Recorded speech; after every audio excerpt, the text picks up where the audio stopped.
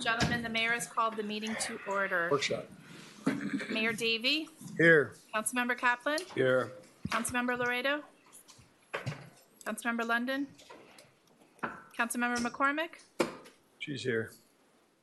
Vice Mayor Moss. Here. Councilmember Segarola. Here. Mr. Mayor, we do have a quorum. Please rise for the Pledge of Allegiance. Pledge allegiance to the flag of the United States of America and to the republic for which it stands, one nation under God, indivisible, with liberty and justice for all. Claire, can we I take this out of order really quick? I just want to make an announcement that it's our mayor's birthday today. And I know he wishes nowhere to be other than on This is my dream. This is what I asked for my birthday. This was the wish last year, so I got it. I'm really thrilled about this. That's our gift to you, living the dream, right? Exactly. I was thinking that maybe we could sing really quickly "Happy Birthday" before we start the meeting. Oh, thank you so much. Right. You're fired as vice mayor. We got a cake. Oh.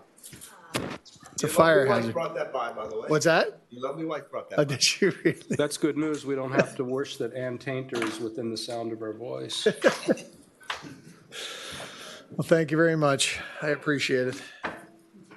How many candles are on there? All right, I'll blow. It's three. All right, 1, 2, 3. Happy birthday to you. Happy birthday to you. Happy birthday, dear Mike. Happy birthday to you. Thank you all very much. I appreciate it. Thank you, Maria. All right, we'll cut this up. Serve it up. You want to cut? Special No, clerk duties. no. Put it out. Put it out. People can cut pieces.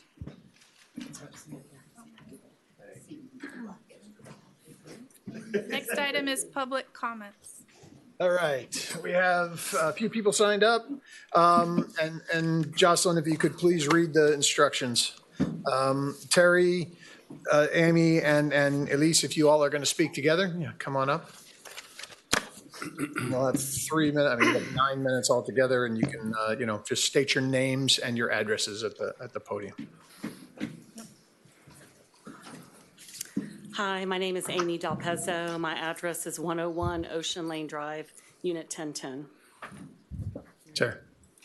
Terry Oliva, 300 Galen Drive. Elise. Binhack, 772 Ridgewood Road. Okay. You may begin. Thank you, Manager, Council members, and Mayor Davey for giving me the opportunity to speak this evening. The village has a population of special needs individuals of all ages. These constituents have had either no service or very limited service at the community center these last years. I've been on the key for over 10 years. This conversation has been discussed for far too long, and we do not have any formal programs at the community center for special needs individuals for all ages. The recent action at the community center included a few classes, which was a small start in the right direction. But again, we, the tax-paying parents and family members of your constituents, want a solution now and not in 3 months or later. There are no statistics for how many are underserved due to HIPAA, but based on the meeting at the community center prior, I believe it was sometime last year, the numbers are large, but regardless, federal and state laws require action. Our solution, we need a full-time special needs coordinator to be hired at the community center. Other municipalities have dedicated staff and formal programs to serve special needs populations, and we feel like we need the same. Thank you for letting me speak tonight. Okay.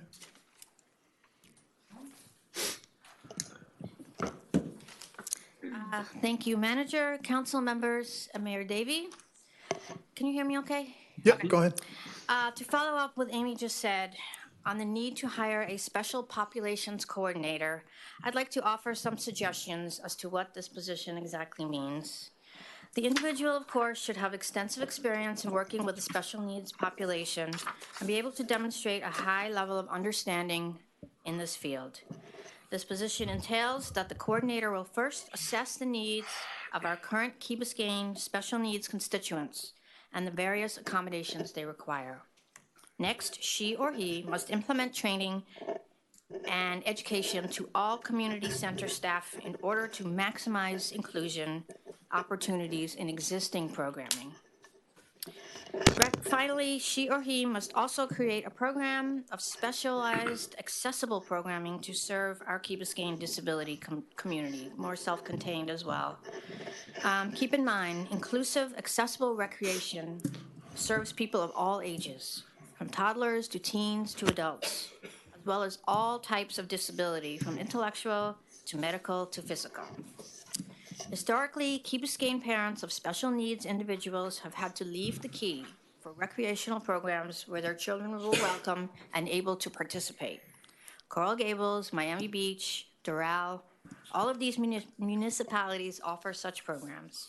Hiring a special populations coordinator now to be on staff at our community center is long overdue. Let's work together to change this. Thank you. And I've left the file with Yeah, I Jocelyn. saw that, Todd. so you I'll can get look that at to it. Todd. Okay. And Jocelyn, if we can make sure Great. Todd gets that. Okay.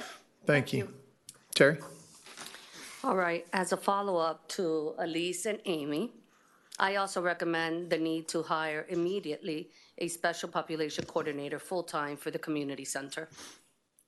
It is critical to hire this coordinator.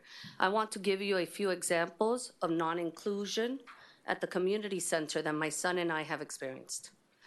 As a young kid, my son was never able to participate in any summer camp. I was told I was not able to bring his special diet and water to camp and that he needed to be able to do everything the other campers could do.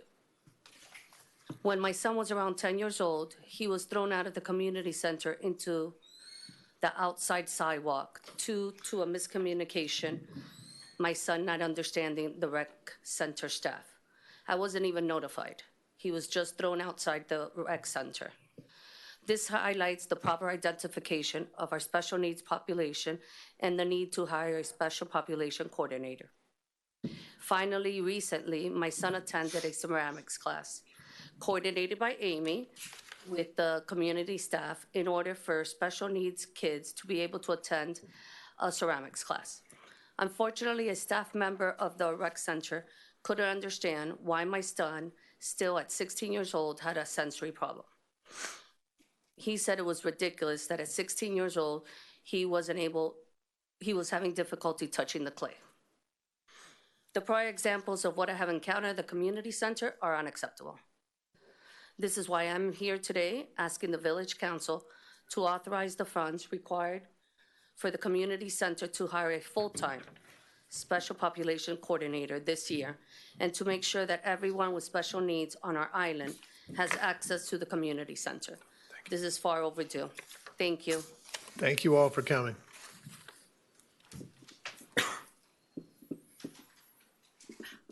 I'd like to read the instructions, Mr. Mayor. Yes, please. For those of you watching the meeting on Channel 77, on Comcast, on Channel 99, on AT&T Uverse, or streaming live on the website, if you would like to speak during public comments, please call 305-365-7569, then enter Zoom ID number 231-627-8415, followed by pound. There is no participant ID. Press pound again, then press 9, which will place you in a queue. When it is your turn to speak, you'll be called upon by the last 3 digits of your telephone number. If you have joined the meeting through Zoom and wish to speak, please click the Raise Your Hand button. Okay, we have, in the chambers, we have Ed Stone. You're recognized. Please state your name and address for the record. Ed Stone, 170 Ocean Lane Drive. I'm here on behalf of the Ask Club. I understand that the budget has been submitted and we are being offered the same amount that we had last year. And I'm just asking, and Lewis is in here and he promised me more money, but I think you all will help. I just wanted to get us, say, from 35 or 34,000 to 50, so we don't run into any problems going forward. So if you'd be kind enough, when that line item comes up, there's 2 items, one under Todd's budget.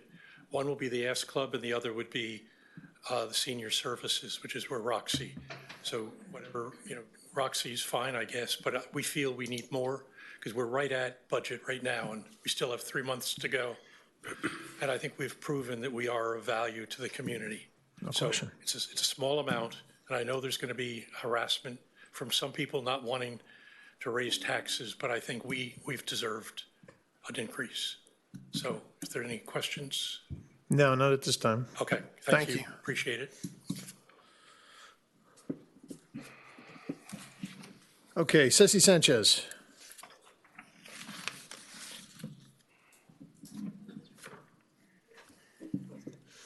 Cecile Sanchez, 260 Cypress Drive. Again, I come to ask about hoping to get better services in landscaping. We have a new horticulturalist. The 3 previous horticulturalists made the same comment that I made when we had a formal landscaping committee when Ignacio was our mentor. You have a faulty landscaping contract. The contract is silent in many things. We are paying extra for many, many items. I am sure if you add all the monies that we are spending, we can hire a better quality maintenance person. Please, please, tighten that contract, fix it up, do something. We've been waiting from Manager Aga, first the departure of Gilbert, then Aga, Village froze all the money. We haven't done a thing for 4-5 years except Brandon Boulevard and a few little things. We're getting older. I want services. I want to enjoy it. I want parks that look attractive for people to go and enjoy them. We want things to be better maintained. Everything costs money. I realize that. But are we getting our, how do you say it, bang for your buck? Please, please. Let's do it. Let's do it. But don't take 10 years. Do it now. Please, we all want it. I am sure if people would see half of the plants, and I take you again to invite you, come with me. You don't want ugly pictures for me to bring here. Then come with me. Let's go around and see, why did these plants die? They died because they didn't have good maintenance, and we didn't have a good supervisor. There's nothing wrong. What we had was fine, but they died, and we need to make sure that that doesn't happen again. So when you are going to enhance other areas now, make sure that you have the right people. We have a good horticulturalist. Listen to him. Please help us. But don't spend the money if we don't have the right contract and the right people to do the job. They're weed whacking stuff. They're killing it. No need. Thank you. Thank you. Fausto Gomez.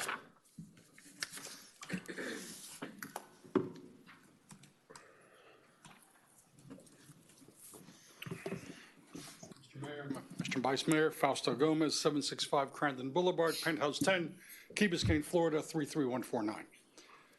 I've been in front of you a number of times on issues of import to this community. There is nothing more important than the budget. Nothing. What you do on the budget trumps policy, trumps everything else, because it is the expression of your priorities. So let me just go on the record. I understand that this is the first budget hearing that you're having. I've been around long enough to know that the first budget hearing, the administration has worked very hard, but every administration presents blue sky. And then frankly, then it is your responsibility to look at the budget and prioritize it. I'm asking you to do that as you're looking forward. I want to go on the record to say, I fully support funding government appropriately, but not excessively. Not excessively. 13%, I think, is excessive. 13%, frankly, with the inflationary pressures that our neighbors are feeling, that all of us are feeling, government as well, I think is an excessive amount.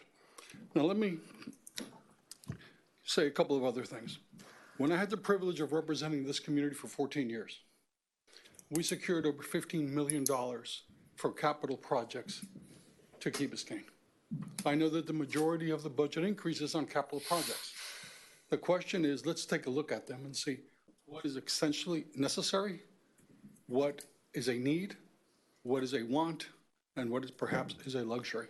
And that's your responsibility, and I certainly don't want to tell you how to do your job, but I think all of us as Key Biscayne and our neighbors deserve that review that you're going to provide the budget. Finally, I really have not seen perhaps a review of operational efficiencies or prioritization. Every organization, notwithstanding the best or the worst, always has operational efficiencies that you can address and has things of that nature. So I'm looking forward to you going through the budget with a fine-tooth comb, taking a look at where we can save, where we can fund our budget appropriately, not excessively. Thank you, Mr. Mayor, Mr. Vice Mayor. Thank you all. Thank you. Anybody else want to speak in the chamber? Do we have anybody signed up online? Okay. No, Mr. Mayor. Okay, let's be clear. Let's remember, this is a budget workshop. We're here to talk through things. We will be having 2 budget meetings in September where we will establish and define what the budget. But right now, what we're doing is going through, getting a sense. We'll be working through the summer with staff to come back in September with a hard budget and move forward. So this is a workshop. Nothing permanent comes out of this. All right. Nothing. Let's move on to the next item. Next item, budget presentations, managers, fiscal year 23 strategy and budget estimate. Mr. Manager, you have the con. Good evening, Mr. Mayor, Vice Mayor, and council members. Tonight, the staff and I will present our strategy and our supporting budget estimate for the new fiscal year beginning in October of 2022. Next slide, please. We have listened to the council and we have listened to our residents and have created a budget estimate that drives a strategy that delivers the services, the programs, and the projects that enable our community to enjoy the safe, thriving, and vibrant village lifestyle that they expect. As we put our residents' expectations first and are guided by transparency and stewardship, we also had to take into account the inflationary pressures we have been facing over the last year and will likely experience into the foreseeable future. So this evening, we will seek your input, policy, and direction in order to, number 1, set our initial millage cap that is due in July, develop a shared understanding of our strategic direction, which will then allow us to begin refining the budget over the summer based on our guidance, and then lead to our ability to present a detailed budget proposal in our budget hearings in September. Next slide. What you see here is the timeline of the village's budget process. Prior to our annual council strategy meeting, we began to reconcile and audit our budget as well as doing a few amendments, if you recall. The staff and I then began to put together our strategy and budget estimate, took your feedback during the strategy session, and are now presenting our budget estimate at the workshop. Our goal, again, as I said before, is set the millage cap and to receive your guidance. From there, we will go deep into our manpower compensation and qualification assessment to see that we are in fact paying our employees properly for the right skills. And then also do, most importantly, a detailed line item budget preparation so we can come back to you in September. And it looks like our dates are in September 6th and September 20th. Next slide. This is our agenda tonight. As you can see, it's mainly me and the CFO. However, we will have the directors present some portions as well as our capital improvement manager as well. Next slide. You saw this slide before. We presented this during the strategy session. I think the best thing that can be said about this slide is we listen, and we listen to everybody. Next slide. We presented this during the council strategy session, and what this lays out is our vision and our goals. This is our focus. This is what sets our strategy and what sets our budget estimate. This is our vision. As you've seen before, we took your input, we took your guidance, we made edits as necessary, and we've come on our mission here on this slide. Next slide. Excuse me, our vision, mission here, as well as our values at the bottom. And again, as we mentioned back in June, or excuse me, May, we'll begin customer service training again in July once we finish this meeting tonight. Next slide.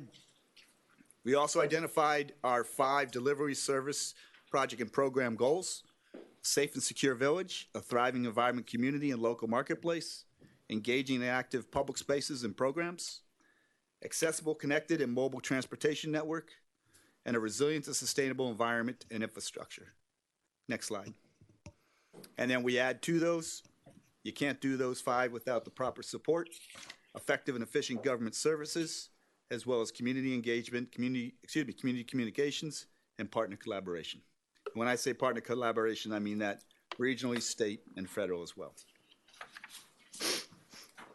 During the council strategy, we gave an opportunity to look deep into our, what we call our steer right, which is how we track our process forward. Just wanted to remind you of the details that we have listed there. Next slide. After coming out of the meeting on our strategy, we took a deep dive. I think you recall we did department level SWOT analyses. So we looked deeper and wanted to take it to the next level. What we've come up here on this slide is a village-wide SWOT analysis, where we looked at our threats, our constraints, our opportunities, our strategy, and of course those things that we need improvement on. And as you can see, a number of these lead to what are our goals and objectives and what we'll be talking about this evening. Just to pick a few, some of the threats that we look at: the lack of control in the funding for Crandon Boulevard. That's a county road. There's a lot of work to be done. Just the ability, number one, to get funding, but also the ability for our police officers to enforce the rules and regulations we want to do in our community. Environmental change, we all know what the impact on that. We saw the flooding over the last few weeks, storms, heat, water quality, all coming our way. And most importantly, the cost, the space, and the construction that's required to counter these environmental changes. Some of the opportunities: we continue to work very closely with our partners as well as the county on Rickerbacker Causeway. We believe that as we do this infrastructure, as we make these changes to infrastructure, we can actually revitalize our village streetscape, land use, and zoning. And then also, we're getting closer and closer every year to our partnership with the City of Miami for the athletic fields on Virginia King. Some of the strengths, and I'll tell you what, the village has many, and I probably could have written many, many more on here, but I picked just a few. Particularly this year, we had favorable property values. We have a community spirit and volunteerism and involvement that I've seen in no other village across South Florida.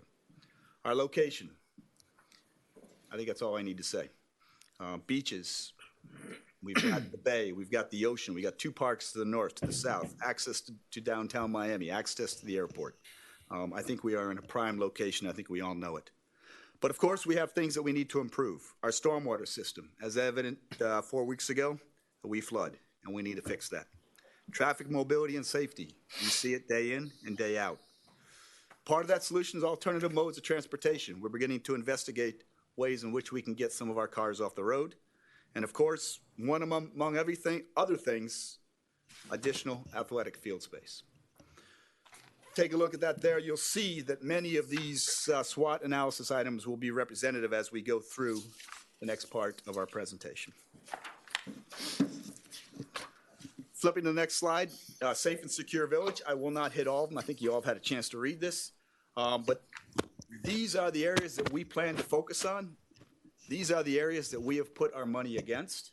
These are the areas that we intend to move forward with the budget that we are proposing to you. So if there is a discussion, these are the areas that we would like to talk about to make sure we get your guidance to move forward and properly budget for these in order to execute in the new fiscal year. We've talked about the village policing program, improving our emergency management capability, making sure we have the best fit, the right fit for our police, our firefighters, and our rescue professionals. Next slide.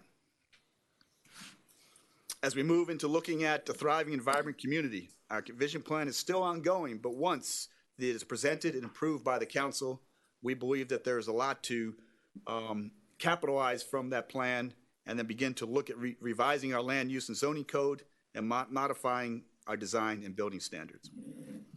Of course, we need to look at our community rating system. Our goal is to get it from an 8 to a 6. That would actually decrease our residents' insurance rate by 10%, plus doing much, much more that will benefit the community. We continue to work on our building certification programs. We've seen an amazing, here we are, 1 year and maybe 2 days past Surfside of last year. And the progress in this village on certification has just been tremendous. And I want to thank Renee for the work that he's done. And of course, working with our county, the design of a new public library. Next slide. Engaging in active public spaces. Mr. Fun, AKA Todd Hofferbert, has got 6 of them here. And I think there's a big conversation that we need to have on a few of these as we move forward. First and foremost, Paradise Park. We are going to get that done this year. Maintaining the beach, and that doesn't mean just the beach itself, but access to the beach, making sure it is the beach that is the right place for our residents as well as visitors who want to enjoy it. We're going to renovate Beach Park, finish that design and get that thing moving. We want to address youth programs and senior programs. I heard Ed Stone mention it before. We know that's high on the priority. And we also heard the ladies speak as well on some of the youth programs we need to move forward with. Athletic venues, I mentioned it before, very high on the list. And the one that I think we need to have a large conversation about tonight is the renovation or the expansion of the community center. Next slide. Accessible, connected, and mobile transportation network. Crandon Boulevard and selected roadways, again, some of our intersections are impassable, some of our crosswalks are unsafe. We're already moving out on one project. We intend to put our Crandon Boulevard intersection contract out to bid over the next month and a half, so we should be getting moving on that very, very soon. Rickenbacker Causeway, I think we've talked about that over and over again, but the good news is we've been very persistent, very closely talking with the county and moving forward with, I think, a plan that will probably put us on a chart to actually put together a joint master plan with the county, and more to follow as we get more information on that. And then, as I mentioned before, alternate means of transportation. Don't want to forget our resilient infrastructure and what we need to do. First, we got to put together the plan. And this is not just a simple plan. This is a very complex thing we're about to undertake. And we should be bringing to you in July the plan to move forward on that. This includes stormwater systems, roadways, utilities. We also need to look at our beach side and our bay side shorelines. And as one of our members of our community mentioned, we got to address our operations, maintenance, and repair capabilities as well. So what do we have to do to support that? First and foremost, next slide, customer service. Customer service has to be our #1 goal in everything we do to ensure we're responsive to our residents' needs.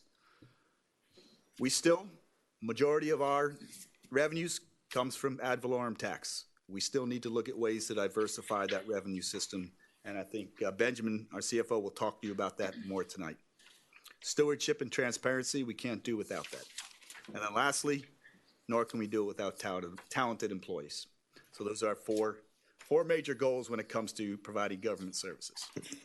Last but not least, we can't do it without communicating with our residents, timely and accurate communication, making sure we are engaging and being present in our community, and also developing those relationships and partnerships across the county, across our region, and across the state, so that we can create those necessary partnerships to not only work together, but also reap the potential resources and benefits we get by working as a team. So that lays out our strategy, my goals, our actions for the new year. We can discuss them now, or we continue into some of the backup budget items so we can give you an idea of how we want to fund those items that we talked to. I'm sorry, we can discuss which now, or do you want to? If you'd like, Mayor, we can talk about some of those goals, or if you'd like to continue on, we can just go straight into the money part. I think we should go all the way through and then let's go through. Come back then? I think that's right. Okay. Let's go through the money part. Okay, so this time I'd like to bring up our Chief Financial Officer to talk through our revenue projections. Good evening, Mayor, Council. I'm Benjamin Nussbaum, Chief Financial Officer. In terms of the revenue projections, the biggest increase we've all heard come June 1st, the Miami-Dade property appraiser announced a $9 billion valuation for Key Biscayne. I wanted to show that in historical perspective compared to the last 5 years as to where we were and where we are now. That $9 billion number is an 8.8% increase compared to the prior year. I found it interesting, if we actually go back 5 years, we were at $8.6 billion, which is only 4% less than where we are now. So because of compounding interest, it actually, if you go from that 2017 tax roll 5 years ago, it's less than 1% increase each year to get to that $9 billion of where we are today. Additional revenue trends that we've been noticing, the communication services tax for years has been a declining revenue. And basically what this is a tax on cable, is the national trend has been to cut cable and move to streaming services as well. We noticed declining revenues. However, this year, for a reason, they've bounced back, so we hope to continue to see that trend upward. In terms of state revenue share, the economy in Florida has been booming. We receive a portion of state sales tax, and the trends are all showing positively. In fiscal year 22, we'll finish above budget, and we expect this to continue into 2023. In terms of charges for services, our community center, we had some tough years during the pandemic, and obviously after the pandemic, 2020, 21 as well. We're seeing these revenues rebound as more and more members join either their annual memberships or program services that are provided over there. And finally, interest income. We've gotten past 2 years where the revenue on our interest has been minimal. Interest rates were pedaling around almost 0%, maybe 10 basis points. I'm happy to announce where we invest the bulk of the village savings currently is paying at 1.5%, so much higher than even some of our own personal checking accounts or money market accounts as well. So obviously it's tough to predict. We assume interest rates will go up, but even holding steady, I anticipate interest income on the village's balances to increase during fiscal year 23. So turning the page, here's a high level showing the digits of where we were fiscal year 19. And I wanted to include 19. Usually we don't go that far back, but because of some of the pandemic years, it's been really hard to compare some of these year over year because a lot of these services were so disrupted. If we look at things like charges for services or licenses and permits were obviously impacted. So the first line here is property taxes. So I'll mention why that's a 13.1% increase. As I mentioned on the prior slide, just on the valuation increase, that's 8.8. The remaining about 4% there is based on the millage rate, which we'll get into at the end, which is to fund all of these programs, and that's why that total difference there. If you leave the millage rate alone, obviously this would be exactly 8.8, the same difference in property valuations. The next item is utility taxes. Just real quick, Benjamin, I don't know if you can do this off the top of your head, but suppose theoretically, let's say we leave it at 3.199. At 8%, what is the variance there? 2.2 million. 2.2, so it's almost literally $1 million less. Exactly. Okay. I'll tell you the number. It's $1,065,000 reduction to get you exactly to that rate. Perfect. Thank you. Communication service tax that I mentioned earlier, I'm predicting about $55,000 more. Franchise fees flat. I want to highlight licenses and permits. Obviously, there's a huge decrease here, and I want to get into why that is. Historically, the village had our building department revenues in this line, and the corresponding expenses would show as the building department budget. I'd like to make the move to make it a special revenue fund for solely transparency purposes. We're not changing the budget numbers or amounts. We're just isolating the building fund to show the revenues and expenses, because I think it's important for you all as policymakers and for us to monitor that those restricted building revenues, they can only be used to fund building department services, that they are isolated and we can see them for transparency purposes. This is essential. In January, we came here proposing a resolution which ended up getting adopted. And I think it was Councilmember Segarola who mentioned we ought to monitor these at the end of every year to know that if we run a big surplus, we ought to consider bringing those fees down. So I think this move to isolate them to show the revenues or expenses will really put more eyes on exactly what it costs to provide that building department services to make sure that the fees are generating sufficient amounts to cover the expenses. The next item is intergovernmental, and this is where the strong sales tax data. We get a share of sales tax, and the Florida economy has been booming, so I project that to increase and continue for the next year. The next line is charges for services. The bulk of these revenues are from community center activities. Obviously, we saw a big decline in the actuals in fiscal year 21. 22 were lower, but we anticipate, obviously, as services are being restored and people are feeling more comfortable attending the community center, that these will bounce back and continue into the new year. The next is interest income. I mentioned earlier, rates have obviously gone up. This helps the village on our savings. Unfortunately for our borrowing, not as much. But fortunately, we did refinance a lot of debt when rates were probably at an all-time low. So we hit that timing actually really well. But obviously, future borrowing would be impacted. And lastly, miscellaneous revenue, a catch-all for all others, will be slightly up. These are pretty conservative projections. Obviously, we're looking at about 6 months of data into the fiscal year now. As we get forward into the September hearings, we'll have about 9-10 months of data. We'll have more accurate projections as to what these revenues will be based on monitoring how they're going in fiscal year 22. And obviously, the economic times, we're going to keep a close eye on how things are going into 23. So this is where we are now, and obviously we'll revise these going forward. If you turn to the next slide, we're going to highlight debt service. A lot of questions now. I know there's some referendum questions regarding debt, but I just wanted to give an overview of where we are right now. So with this new $9 billion valuation, our current charter language has a 1% debt cap limit, which would allow for $90 million debt capacity. We currently have $8.6 million, leaving $81.4 available. I would like to mention, I talked about some of that refinancing. Those first three items there, those were all refinanced at the beginning of 2021 at that 1.2% interest rate. So that's where, when I show the debt service sides, we'll really save. These will fall off in 28, 29, 31, which will create, so long as there's no new borrowing, obviously more debt cap space availability. Turning to the next slide. Here's the debt cap shown in the budget. And here's what we've really done. If you look, there's a lot less numbers on here. And what we did was when we did the refinancing, we consolidated a lot of this outstanding debt to take advantage of that new interest rate. So if you look where there's maybe 10 or so issuances before, they all got consolidated to the items as capital improvement refunding referendum 2021 with $1.8 million of principal and $118,000 of debt service. That move saves us about $75,000 annual in interest rate savings. I would like to mention heading into next year, this year we're about $2 million of annual debt service. That's in our current budget. Next year I project this number, so long as there's no additional borrowing, will drop down to about 1.3 million. So we're talking, less than 5% of probably where our budget is. So I think we've done, if you look historically where we're at 4.2 in the 2019 column, we've really done a good job of refinancing and paying off existing debt and limiting borrowing on items that we can fund annually through the millage rate. Heading to the next slide. The manager mentioned, and we presented this to council, some of the pressures that we are feeling in these inflationary times. The South Florida regional specific CPI was 9.8%. Our collective bargaining contracts capped the increase at 4%. So even though that number was much higher, all of our employees come October 1st will receive a 4% COLA because that amount is capped.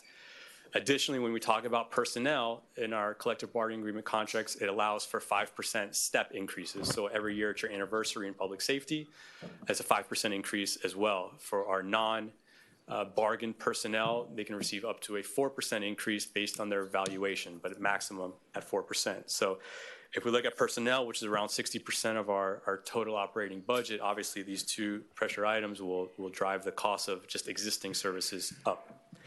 Our part-time hourly rates increasing both to meet state law and to track employees. As our community center rebounded and people were coming back, it's been difficult to staff it. You've heard of hiring shortages across the board, so we really had to make this an attractive place where people wanted to work to be able to provide these services to our residents.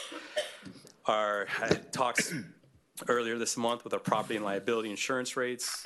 For those of you who live in condominium associations, I'm sure you're aware of this as well, that property insurance is increasing wildly. We were fortunate that our workers' comp rate, our mod rate, because of our excellent and low claims, that our mod rate at least is not increasing. Most of the increase was all based on property insurance rates increasing. Our existing landscaping vendors requesting almost a 15% increase. Our solid waste vendors requesting a 20% increase. So we're working with our vendors. We have contracts in place. We are also sensitive to the increases that they're facing. We want to make sure they're able to still provide the services to the village. We don't want to run the risk of them not being able to provide these, whether their labor costs or their tipping fees in terms of solid waste go up. So we've been negotiating with them over the summer and making it very clear we want to make sure we're getting best value. I heard bang for the buck mentioned earlier, and obviously we want to ensure based on our contracts we're delivering that.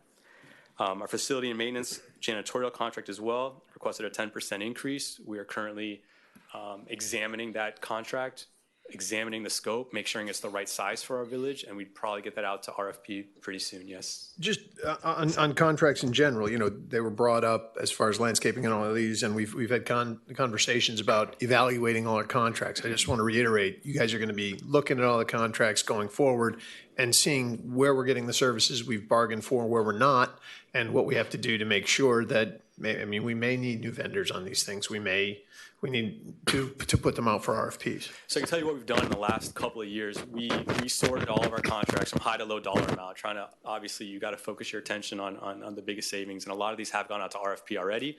We're working through that list. Obviously, you're limited in what the capacity to do, but that's exactly the kind of stuff we're doing. And we've seen the ones that have been successful already, what introducing competition has done. When we make vendors accountable and know that if another vendor provides better, not just price, but it's got to be full. The service has got to be there as well. In order to get better value, we've seen and have examples of certain contracts that have gone down that we've saved. Yes. Just a thought on both of these contracts. I know we've heard many, many times about solid waste that we're paying for a service we're only getting half of. So obviously that needs to be a crucial part of the conversation. And the same with landscaping, that if we're paying for a level of maintenance that we're not getting, like it was discussed, the weed whacking in areas where it's really not effective or appropriate. I remember several horticulturalists ago when I ran into Ceci on Harbor Drive, remember? I couldn't get out of the car. I think I was in my jammies driving a kid somewhere. But he had suggested that we use more than one vendor and assign them like a specific park that it created. He had done that in other municipalities, and it had created like a nice level of competition because each one wanted a bigger piece of the pie. So when you're looking at it, I hope that you can consider that possibility and work through it, that maybe, we're looking for someone who's going to take care of our assets, right? Our plants like they're their own. We landscape the village like someone would do their private property, and no one's going to go to their teeny little plants with a weed whacker in their yard. So if we want someone to truly have ownership of it, that may be, I don't know, I've never obviously run that. Yeah, so to answer your specific points, on the solid waste one, we were very clear about those performance issues. So when we got hit with a letter requesting this increase, believe me, as the manager mentioned, we are stewards of taxpayer dollars.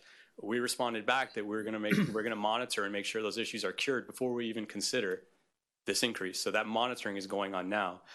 Specifically to the landscaping one, I'll let some more of the managers and Jake's alley in public works, but I'll defer to you. Yeah, so you're exactly right, council member.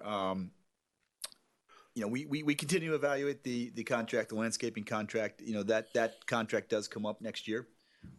We are currently putting together an RFP that will either modify what we currently have with this contractor or put it out for bid. We have considered many times about having the idea of having two, and so we'll definitely take that in consideration when we go out. But I believe, Jake, July next year it comes through. So we believe we'll have something on the street in December of this year. Benjamin, would you just take 10 seconds and maybe comment as best you can on the maturation of our procurement processes and contract analyses generally? Sure. So as I mentioned before, we've really we've taken a look at all village contracts and sort of from high to low and really analyzed to see, are these contracts that have been evergreen and haven't been negotiated in years? Do we need to write the scope? Do we need to put this out to competition to bid out? That's been going on. Additionally, we're doing a better job at contract management. We have all of our contracts now in a spreadsheet with dates ahead of time for when they're about to mature so that we are ready and anticipating these RFPs going out. So we're not caught in previous times, I think we were caught where we had an expiring contract and the vendor has you by the, you know what? So we're anticipating this better. We're more alert and ready for when the ones that are expiring and also the ones that really are high value and make a difference. So it's definitely been a 180 since I've been here in terms of holding vendors accountable and getting the best bang for the buck. Thanks. The last item here is about construction industry. The most significant increases, I'd say, are in some of the CIP projects. Now, fortunate side of this, the village received the ARPA grants. We got $3.2 million in 2022. We'll receive another, in 2021, we'll receive another amount in 2022. $6.4 million. The concern is all other municipalities also received very significant ARPA funds. The contractors are all well aware of this. It's all very public what every municipality receives. So we're obviously seeing now they're increasing prices. Now, what can you do about that? And that's exactly what I'm talking about. We're putting out construction bids to RFP so that if you instill competition, even though they're all aware, if you bid high, you will not win the contract. So we're doing everything in our power we can, keep that at bay, but it's a very real thing in the industry that's going on. All right, the next slide. Made worse by material shortages. Supply chain, inflation, all the above. So here's high-level cost drivers. The biggest one, obviously, 60% of our operating budget is personnel. As I mentioned, the COLA that all employees receive, and then collective bargaining employees also receive step or merit increases as well, is generating that 8% increase. Savings a little bit on the debt service side. I anticipate even more savings in fiscal year 24. Next year, we're having this conversation. And professional services and operation maintenance, an increase on the services side and decrease in operations and maintenance. So I wanted to bring this up because I know I've brought this up twice before, is that when I'm looking at operating expenses from a budgeting standpoint, when we're doing budgeting for ourselves, maybe technically they have to do it this way, but finance activities is not, to me, part of operating expenses. What we do from our debt service, I think, should be separated out of that, so we can actually see those apples to apples of what's happening. Because every time we pay off debt and we have less the next year, that's not changing our operations. So we should always be looking at that. When we budget in businesses, we always have that as a separated item. It's not in the operating expenses. So looking at that, I think it's also important what you said. I just want to make sure that the people understand that we do have collective bargaining agreements with all the unions that work inside, and there is COLA. We don't have discretionary of changing that, and obviously we have the increase in the COLA coming up. So, and what would be interesting, and I think it might be a little bit different in this calculation since the operating is in there, but to find out what percentage of 13% or whatever is going up once we reformulate the expenses, what percentage of that percentage is something that we don't have control. You know, it's something that it will increase by contract no matter what. So I just want to bring that up because I know we're just talking about the personnel, and even though I have many other items, but I just want to bring those two up. I have a question. Can you tell me how much revenue would be generated at a 3.0 and a 3.1 millage rate? You just said the 3.19 would be $1 million less. Do you know the numbers, or can you calculate them and maybe get back to me by the end of this meeting how much 3.0 and 3.1 would generate? I can calculate those for you. Thank you. If I can just answer the one question, really the 60% personnel is almost all of it contractual, because what's in there is not just the COLAs, the steps are also contractual, pension obligation payments are contractual, the village's contribution to health insurance contractual. So the reality is most of that is what you said. Is it discretionary? No, we're almost obligated to pay all of that. So I can probably break it down if you wanted just the COLA portion or just the steps and merits. That's fine. I think then what we have to clarify, which wasn't in this packet, is our full-time employee equivalent calculation. Because one of the questions I had, and I know I discussed it with you today, is that, you know, are we removing any positions? Yeah. Are we adding any new positions? And if we are, what is the difference between those two? Because that is something that we can control, whether we decide that we want to add personnel or not. And I think you told me that it's staying flat. There's Yeah, no I just new- want to make that on the record that for these calculations, the FTE count is exactly the same as the prior year, so no additions or subtractions. Okay. Excellent. Appreciate it, Benjamin. So no further questions for CFO. I'd like to ask each one of our directors to come up, and they'll go through very, very briefly some of the new actions that they intend to do in fiscal year 23, some of the actions that they will carry over from this year to next year, and then also present to you some of their cost-saving initiatives as we go forward into the new year. So, Chief? No, Chief and Chief. Good evening, Mayor, council members. Thank you for having me tonight. So some of the new actions that we're looking at for next fiscal year, one of the things that we are continuously, and I just came back from Cocoa Beach, is getting a new marine vessel. So I presented before the Fine Commission, and we should hear something in September on whether they're going to award us grant money and how much grant money so that we can purchase the new vessel, which is direly needed. Another thing that I'll talk about here in a moment for cost savings. So when I came in, one of the things I discovered upon reviewing the department is that none of our tasers are currently under warranty. So what that means is if we have a taser deployment and someone wants to come at us civilly, we're not covered because taser will only cover you up to 5 years. So I began contract negotiations with Taser. We went back and forth several times. We looked at the contract for body-worn cameras.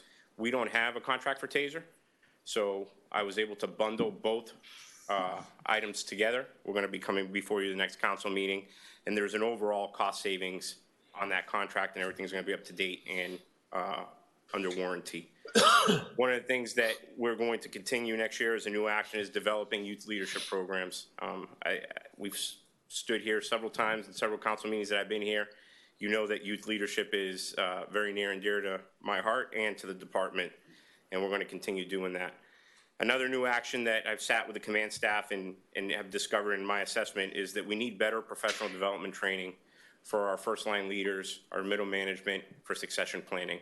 It's my firm belief that if we can get them the proper training and the proper tools, that they will be the next leader for Key Biscayne and in the future. Continued actions, as we've discussed in great length, we're going to continue our scooter safety and golf cart safety. We've already began those initiatives and continue them, and I'm happy to report, you'll see it come out. We've trained over 330 of our children so far in scooter safety, and we're going to begin our announcement for our first parent class coming up. We're going to install a new village security camera system, and one that's going to be continuously monitored. You'll see that at our next council meeting, and it's a program that I'm excited about, and it's going to allow for public-private partnerships with our businesses throughout the village also. Police vehicles. This is something I've spoken to you on. You'll see it again later on tonight, but we do need police vehicles. The current state of our fleet is not in the greatest condition. And we have our mock accreditation next year. As you're aware, we're accredited through CFA in Florida, and next year is our mock accreditation year. Cost savings, as I mentioned to you, we're going to bundle our Axon body-worn camera and tasers, and you're going to see an annual cost savings of $16,000 per year for the life of a five-year contract. But the savings is actually substantially more. When you do the total cost, if you were to purchase the tasers and the body cam separately, it comes to over almost, I think it was $185,000, where if we kept it separate. We're also streamlining our crossing guard program. The contract was up. We put it out to bid. The current vendor that we had came in substantially higher. We did get a bid from another company that had members from our current company on it, and they're substantially cheaper. It is a cost increase from what it was, but overall we're going to be saving $13,000, where if we would have kept our current vendor. And we're very comfortable with the vendor we're going to recommend to you at our next council meeting. But that's another contract that we took a deep dive analysis at and examined for cost savings. And again, cost savings is, right-sizing our training to develop a safe and effective workforce to support department succession. Are there any questions? Yes, Councilmember McCormick and the Vice Mayor. Okay, so my first question is about the tasers and the body cams. I understand that you need to replace the tasers, and I think I understand why.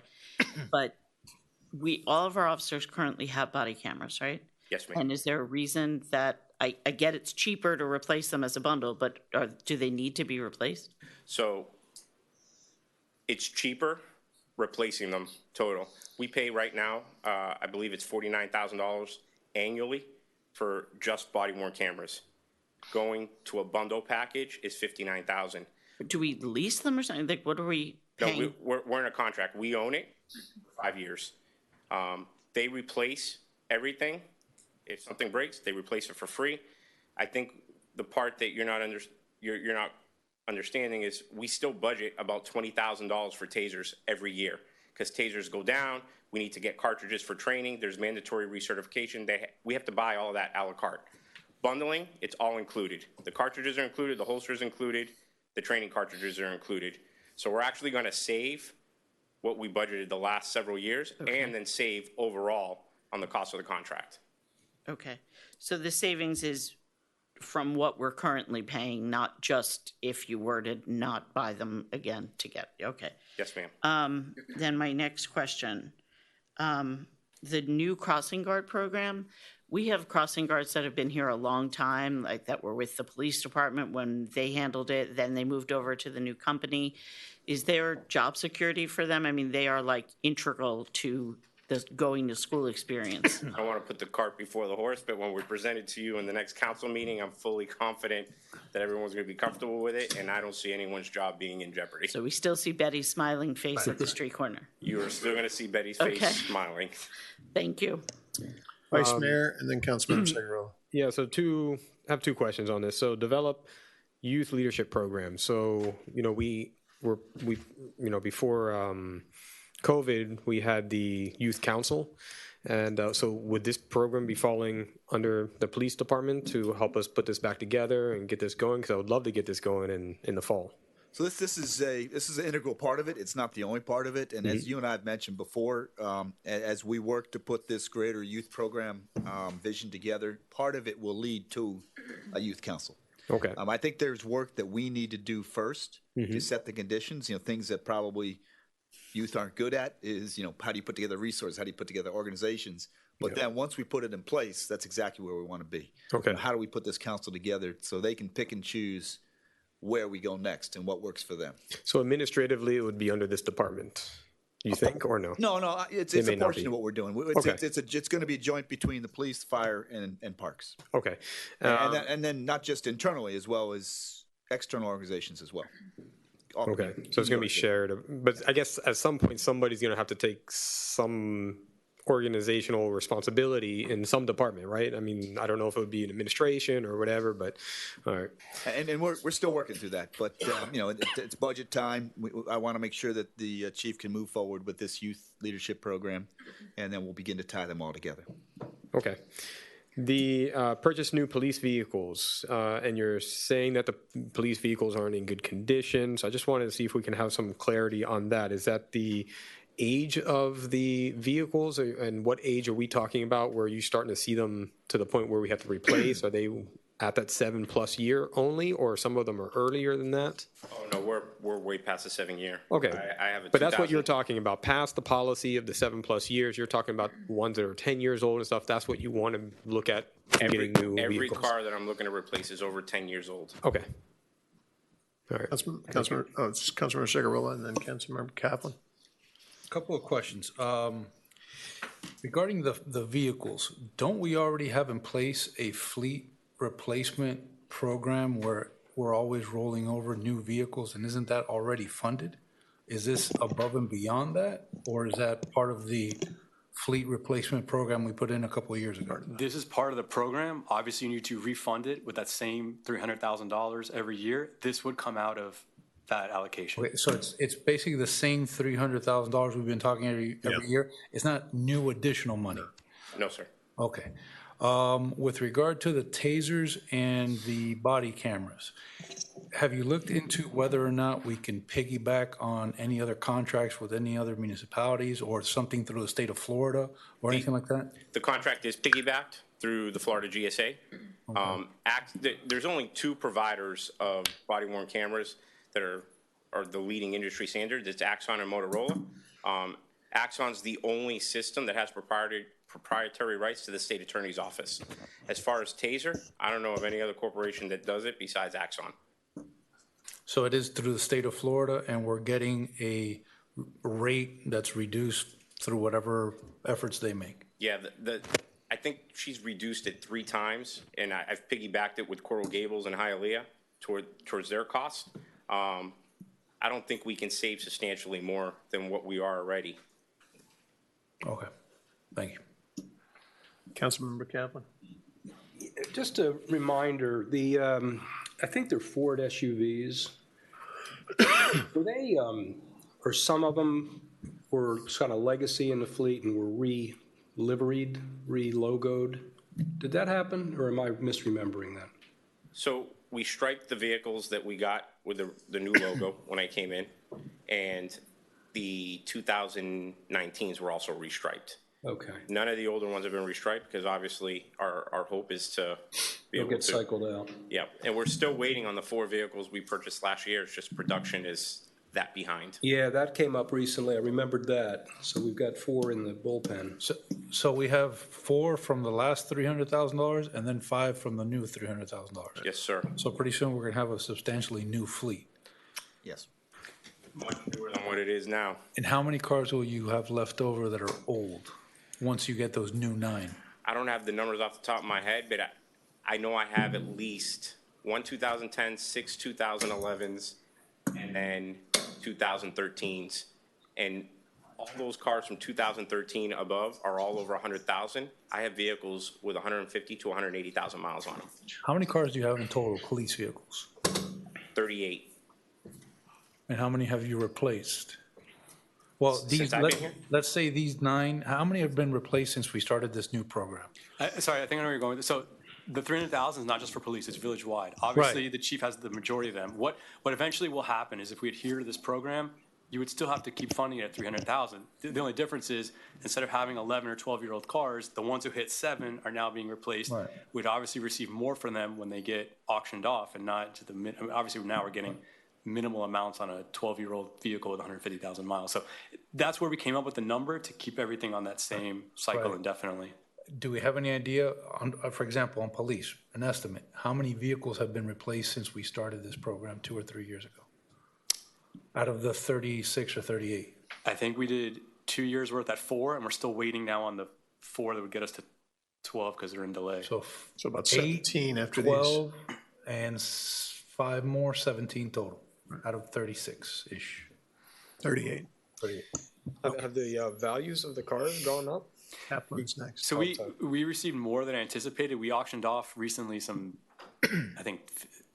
It was the SUV. We got actually $5,000. Got $5,000, and it was about 13, 14 years old with 150,000 and not in good condition. So yes, we received more. If you adhere to the 7-year replacement program, obviously we're receiving a lot more than that, which would then go back into this fleet replacement program. So obviously we'd like to replenish it with some of the salvage value on the ones we'd be auctioning off, which would be in better condition and newer. But when we see the line item budget, then these vehicles, these 5 vehicles you're asking for are going to be part of the $300,000 that's been along for several years and into the future. Exactly. Sure. Okay. Councilmember Kaplan, one more question. So with a kind of geography like ours, this question's come up sometimes as to whether an SUV is really the right answer or whether there's a different answer that could be less expensive per unit.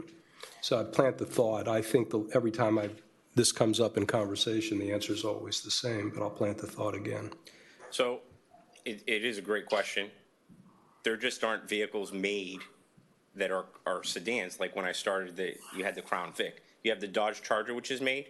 If you look at the dimensions of the Dodge Charger, we have to consider the bad guy. There's no room for a bad guy in the back seat, but even more than that, the equipment that the officers are required to carry, it just doesn't fit in the Dodge Charger. We have the Ford Taurus now, and most of their equipment doesn't fit, but the Ford Taurus doesn't make a police vehicle anymore. Interestingly enough, we do buy hybrids because we're trying to be more economic friendly. The hybrid is about $5,000 more than a regular police car, but you're saving overall fuel costs throughout the life of the vehicle. The Chevy Tahoe, which is a much bigger SUV, is cheaper than the Ford Explorer and the Ford Explorer Hybrid. We've looked at every single vehicle. We've looked at pickup trucks, which are cheaper also. And what I learned 4 weeks ago, we need vehicles that are higher here. Right. Because if we have an emergency, we took out our 2011 pickup trucks Yeah. during that event. It'd be bad optics to use Teslas, I think.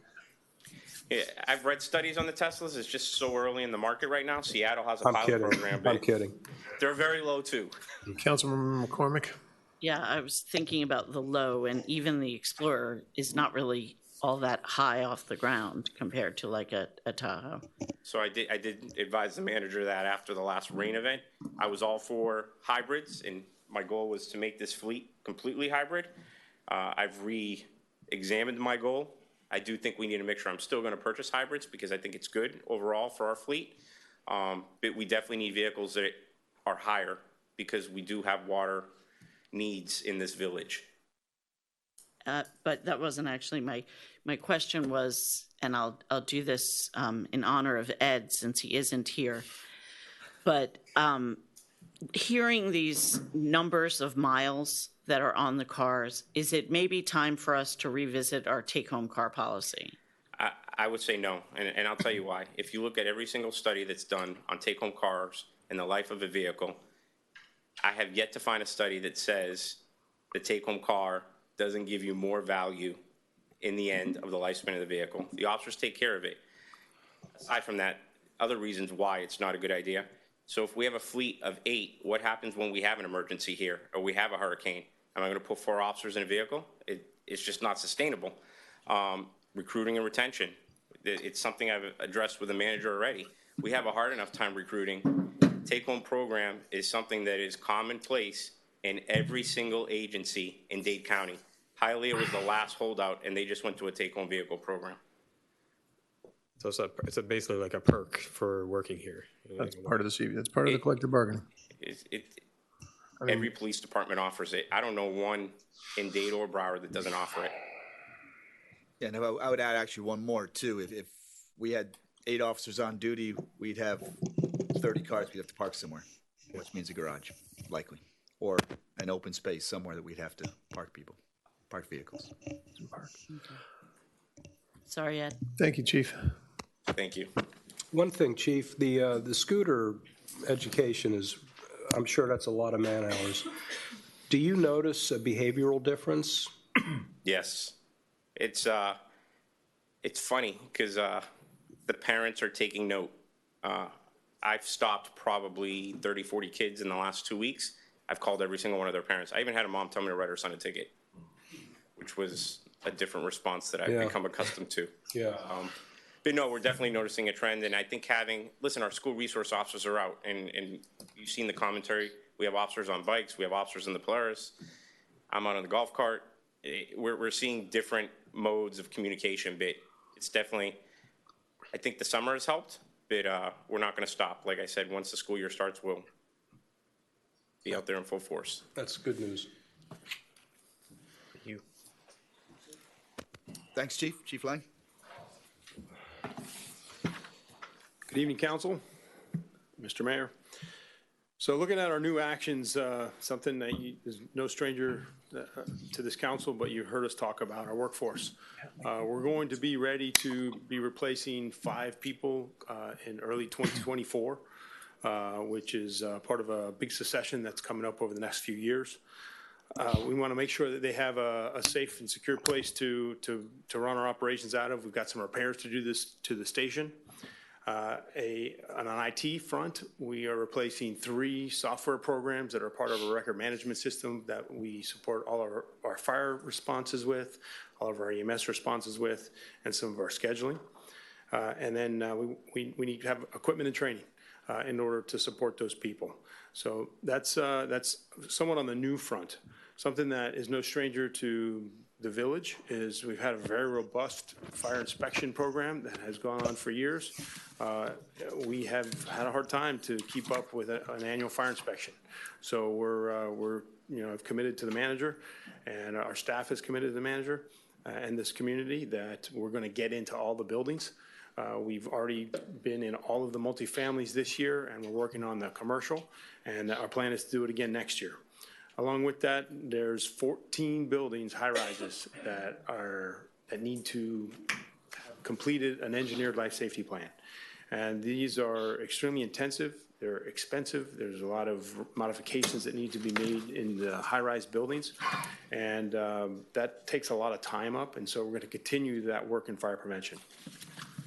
In 2023, we're going to be up for our 6th accreditation site visit. The reason that that's so significant is we are one of the longest standing accredited departments in existence. And we started this in the 90s, and I think there was only 2 or 3 departments that had done what we've done. So I'm very proud, and I think right now it's more important than ever that we continue this accreditation. You heard the manager mention how we need to prepare and continue our focus on emergency management. There's a term there, an incident management team. That's what we use in the ICS world, incident command world, to train our personnel. So look around the room. I got Jeremy and Dr. Samimi over there, and they're all, everybody that is part of our staff, Colleen, Benjamin, they're all part of our incident management team. So how we respond to an emergency and basically keep the village rolling, keep us safe, and you'll be hearing more, hopefully not too much about that as we get into hurricane season. And finally, some of the cost-saving initiatives we're going to be preparing to host for the second time in basically 30 years, the largest recruit class, or the equivalent to the largest recruit class, and that's going to be in the fall of 2023. And along with that, you already heard me talk about the record management systems. That's going to improve our data collection. Finally, all of the things that we need to do to support our workforce, specifically training. We are losing primarily our leadership, and even those who aren't leaders, we're leaving with a lot of knowledge. And so the only way to replace that is through training and experience, and we have been working hard at it, and we'll continue to work hard at it. Available for questions.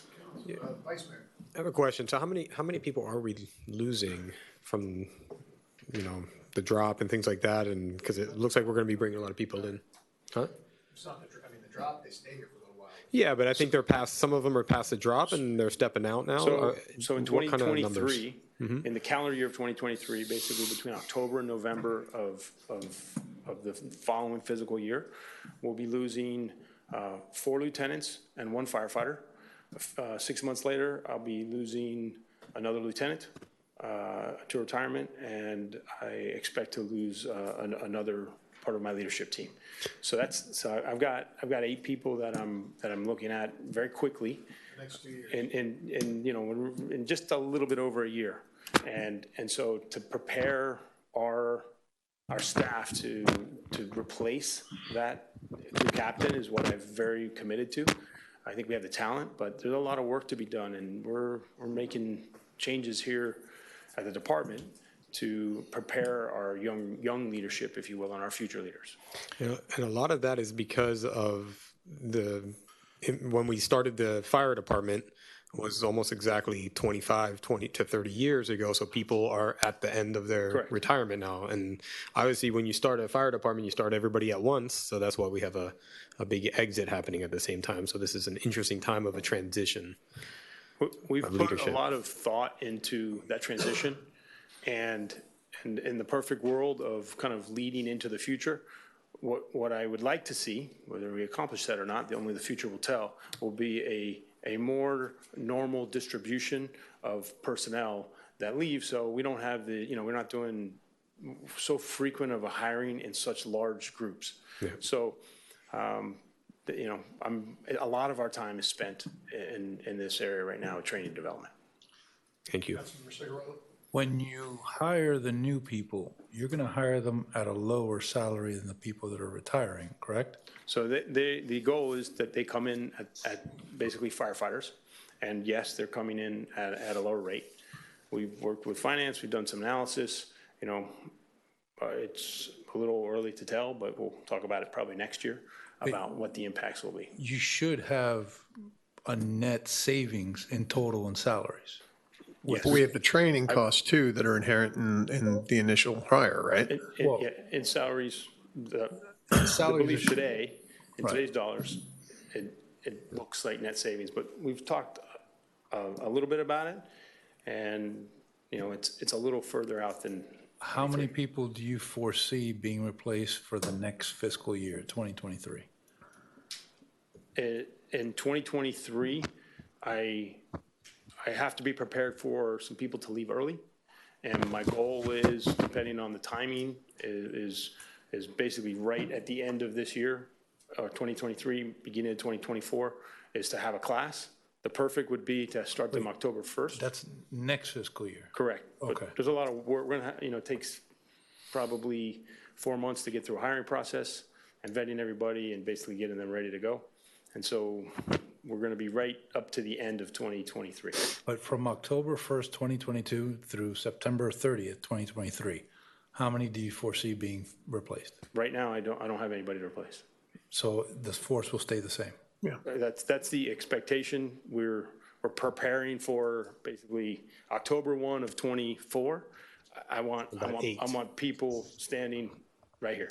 October 1 of 2023. Sorry, 2023. Okay. Yes. But don't you hire a little earlier to have some overlap between the two? We've discussed this with the manager and the finance staff, and to be really honest, I'm not in a position to. I would like to do it, but we're trying to work out some details to see if we can pull that off. Well, I like that. I can add to that, Vice Mayor. We're definitely running the scenarios because it really does come down to. Councilmember Segal is exactly right. We're going to reap some, financial benefits because we're going to be paying these guys less, but that'll be in the next fiscal year. So we're going to have to ask the question, can we take a little more cost this year to recruit people, train people, maybe bring people on a little bit early so that we can then have a less cost next year. So we're running those scenarios to see what makes sense. Okay. All right. Thank you. Is the record management system for accreditation, or is that something else? The record management systems are required for reporting purposes, for HIPAA protection. It assists with accreditation to allow us to be a data-driven department. We, put all the records in, and we're doing all the R&D, if you will, right now to make sure that we're selecting the best program that works for the village. Thanks. Thank you, sir. Who's next? Thank you, Chief. Jeremy would come up and talk to us about the plans for BCP. Good evening. First on the list, we have developing a streetscape master plan. And this is something that's a goal because what I've seen in my time here is that we have a utilities plan. We're working on a stormwater master plan. Part of the vision planning process, we realized that what we really need is something more comprehensive to think about what that street in front of people's homes is going to look like. So this is a pretty significant commitment because this would even include things like traffic management, because something that was proposed and may be needed is if we need to do more with the swales, if we need to do more with the space between the road and people's homes in terms of dealing with potentially future raising of roads without that adversely impacting people's property. We might even consider going to one way on streets so that they could be narrowed. So what the takeaway was that there's a lot of options on the table. We don't know the solutions. So that would be a pretty substantial undertaking to really take a comprehensive approach from overhead to below ground and the very, very important part in between which these previous studies haven't really taken into consideration. So that's a large item. Obviously, we have the vision planning process ongoing, and one of the big next steps after we get through adoption of that is to start implementation. That would be at the very large scale with our comprehensive plan, and then also starting to look at individual targeted to be frank, we're already working on some things that are not dependent on regulations, that were just great ideas submitted during the process that don't require policy. So it's already been bearing some benefits. The village master plan and resiliency components.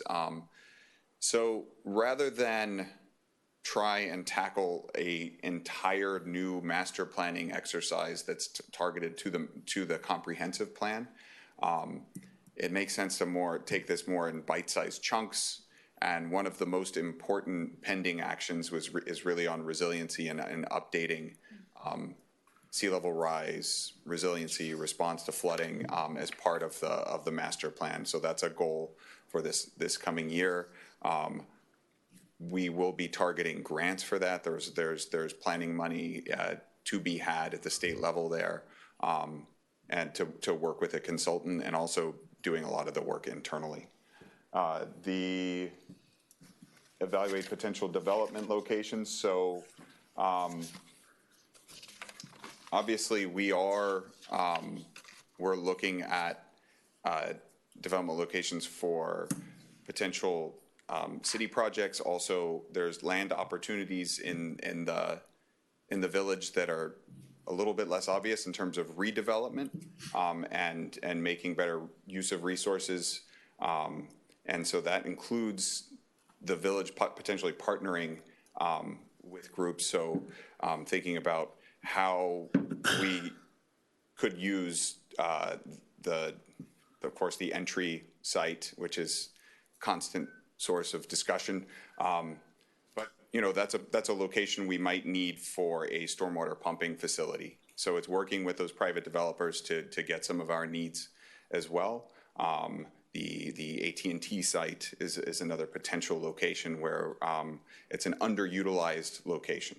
So it's not just about acquisitions or things like that. It's about better use of highest and best use, the term of art. I'm so glad you mentioned the AT&T site. I think it's one to look time. at. Yeah. It's like the purloined letter. It's so obvious you don't even notice it. Absolutely. Yeah, the trick there is always, is it a priority for them? Of course. And then finally, new action is looking at short-term rental regulations. So we're very limited in what we can do, but there are certain things we know in terms of, there's a couple actions I think we can take in terms of enforcement to make sure that if they are operating as a business, that they are registered as a business. There's some software we're asking for that is a tool that essentially automates this. It's a fairly reasonable and should pay for itself by the time we have a few enforcement actions.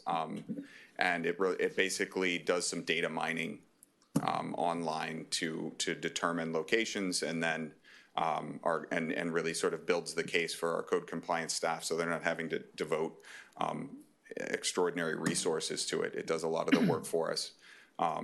And it's something that's been very commonly used in other municipalities. And so they have a track record of working with code compliance folks, and they build the case that gets presented to the special magistrate or whatever the local equivalent to it is. So that's something we want to utilize. And then also make sure that these facilities are actually being, if possible, inspected and up to code. So those are the new actions. Continued actions, as the manager mentioned. I am spending a lot of my time working on the Rickenbacker Causeway. Good. And I think rightfully so. I think everybody's glad to hear that, probably. And it's been very successful thus far. I mean, we are in a planning process, but so far we've had great collaboration with both the City of Miami, with with the county's Public Works Department. We're working with the stakeholders now, and we're getting into stakeholder outreach with the private entities that are out there as lessees, as well as the public entities in terms of city and county parks as well. So that is ongoing effort. Stay tuned. We will be in touch and, and briefing shortly because we're right there.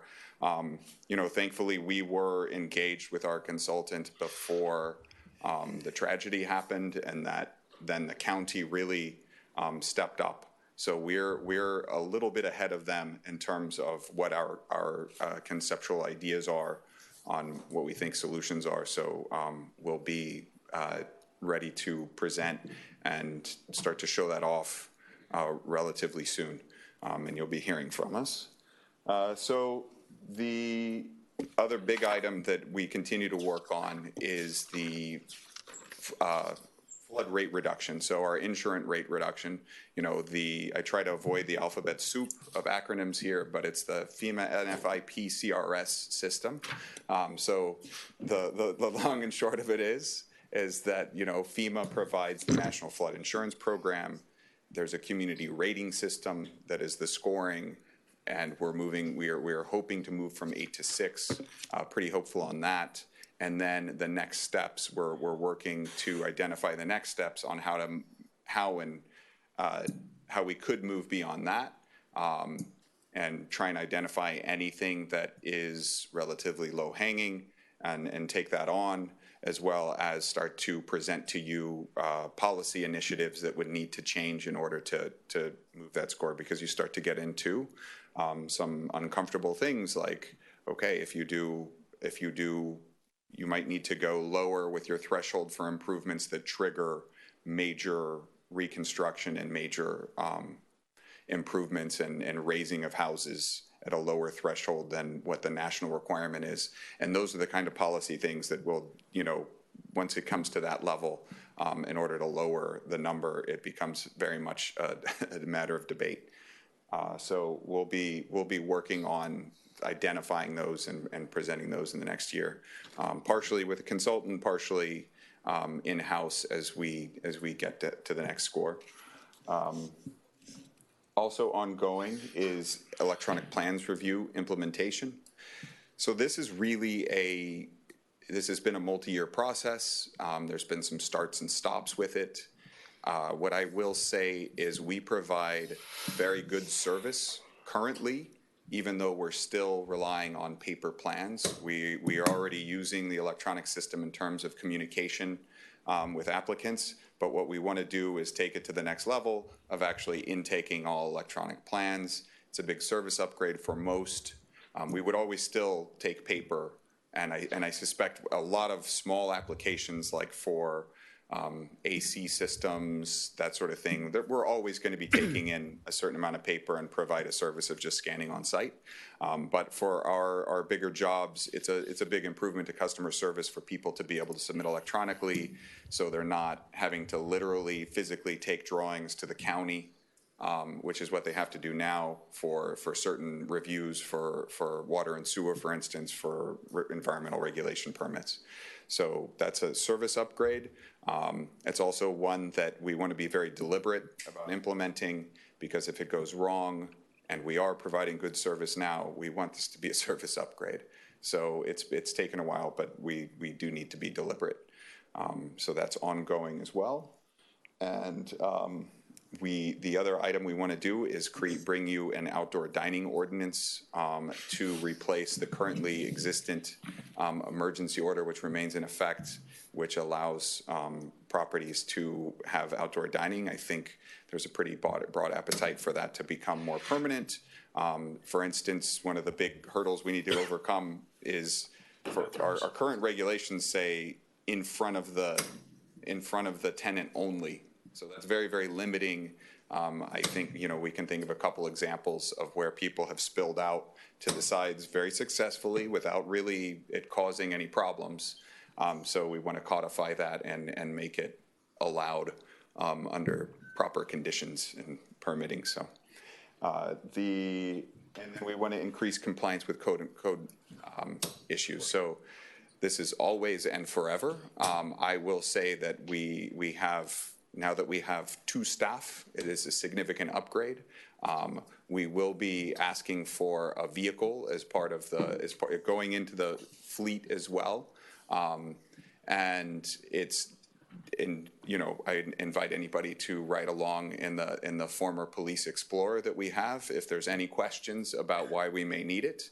So we're very specific about what we want, because our code staff is great about avoiding discussions if they see debris, they pick it up. So we're looking for a small truck that can get us into the condos where the large truck that we inherited from Public Works doesn't actually physically fit on some of the private roads.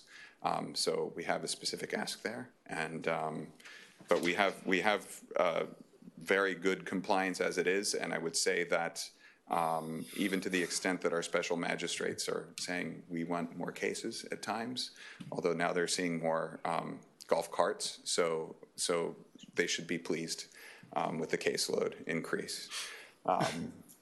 Some cost savings initiatives. We're actually looking at transferring something that was a previous budget request, was getting a full-time employee for plumbing reviews.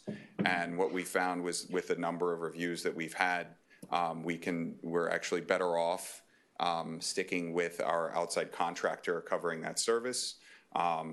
There is a trade-off in that operationally we do want to ask for and keep a little bit more reserve and flexibility, so that if we do need to keep more hours for some of those outside contracted reviewers, we'll have that available. For instance, we had a lot of review for our structural reviewer as in the last year, as a result of Surfside and a result of the influx in recertifications that we had come in. And so we utilized that, since we didn't hire that full-time employee, we did use a lot of that fund for additional hours for our outside contractor for that use. And the same goes for, inside we had more hours for our electrical reviewers, so some flexibility for these sort of unexpected surges. And we're still getting permits rolling in, as a lot of the buildings that went in that needed recertification work, they're still getting their drawings done because there's such a demand for that service. So we'll still have additional permits coming in and need that flexibility. We're also intend to increase our business tax receipt collection. So this is something that during COVID there was a little more flexibility given, and we're sort of ramping up at our collection efforts and improvements there. And also looking at things like that ties into the request for the review of the short-term rentals, because we know we're missing some of those. The other item we expect some savings from is by moving to online review of documents. So this is, again, going from paper review to online review. Some of our consultants would actually be able to work from home, and give them some more flexibility that should translate actually into savings and some efficiencies from those consultants. And reducing scanning, because the other item that is associated with that, because we need to keep a record, and that record is a Laserfiche is an online a storage element. We're spending money to scan the documents that we're taking in on paper. So if we can just have them submit electronically, we'll be able to streamline that as well. So any questions? Yeah, a couple comments. I want to jump in. A lot of the new actions seem to be policy driven. So, a lot of that stuff will have to rely on council, I guess, to make some decisions in order to move forward. Something I brought up, maybe like 6 months ago or something, that I think that we need to develop like a design and specification standard, especially for the right-of-ways. And I know I spoke to Jake about it at one point, and maybe he's better in the planning side. I'm not really sure. They kind of cross each other, but obviously we have the idea of whether we have curbs or not, and what type of curb do we want to do, colors of concrete and what's the exact color. When we did the new pavers, they were nice enough to come and bring the pavers to my house and say, which one do you want? And I was like, this is strange to me, but that one looks fine. But at the same time, it's probably better that there's a book saying that these are the papers that we've installed and these are the ones that we want to keep. And if there's a alternative because there's not a perfect match, then there's a process done like that. So I don't know if that would be under this department or under Public Works or maybe both, but I think that at some point we should develop that. And I'm sure there's many of these in other cities that we can take as a framework and start developing our own from it. Interesting enough, it'll be under both. Okay. And then obviously we got to look at, I think as we do this resilient infrastructure plan, obviously the, undergrounding the stormwater, undergrounding the electricity is all great, but what people really care about is what you put back on top. Yeah. And obviously we need Jeremy's planning expertise, but we also need to make sure we have Public Works engineering expertise to make it work. Excellent. The electronic plans review implementation, do you see this being implemented in 2023? I expect so. We're actually in the middle of scoping out sort of repairs and fixes to the current system that will allow us to move forward. And essentially what we want to make sure is we have everything running very, very smoothly before we make the switch. So we're scoping it out, and if like in another week I might have more information still. Because we're kind of in a world of in digital and on paper, and it seems like the biggest part, I think yesterday I had to sign and seal some drawings for Coral Gables because they went back to paper, and I couldn't even find my seal. I was like, where did I put my seal? Because everything I'm doing is digital now, and it's kind of weird having to bring out your seal, print everything, get it back out, submit it. Everything we're doing is electronic. Gables now went back to paper. They went back, which was strange. That was their comment that came to us when we did it digitally. So unless that was different with that reviewer, I don't know.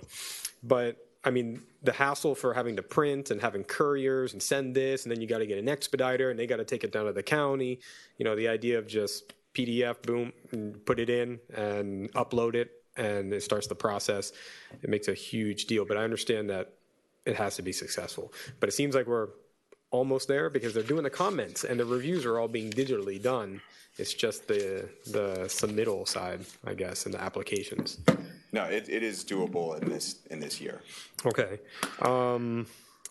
The compliance with code, I was thinking, it's always a question for us is how well our code enforcement is doing. I don't know if we can get a report every once in a while saying, this is what we were doing before, this is what we're doing now. So, because sometimes we get a lot of... We used to get a quarterly report, as I recall, of code compliance violations or, things that have been reported, things that have gone to the special magistrates and that sort of thing. That would be helpful. Yeah, because we get a lot from... our residents saying, this is always like this and our code enforcement's not doing anything. And I come to administration and they're like, our code enforcement's doing a lot. So it's like, I don't want to be in that he said, she said. And I was like, just give us a report. We can look at it. I don't know, once a month, once every other month, just to make sure that that's getting done.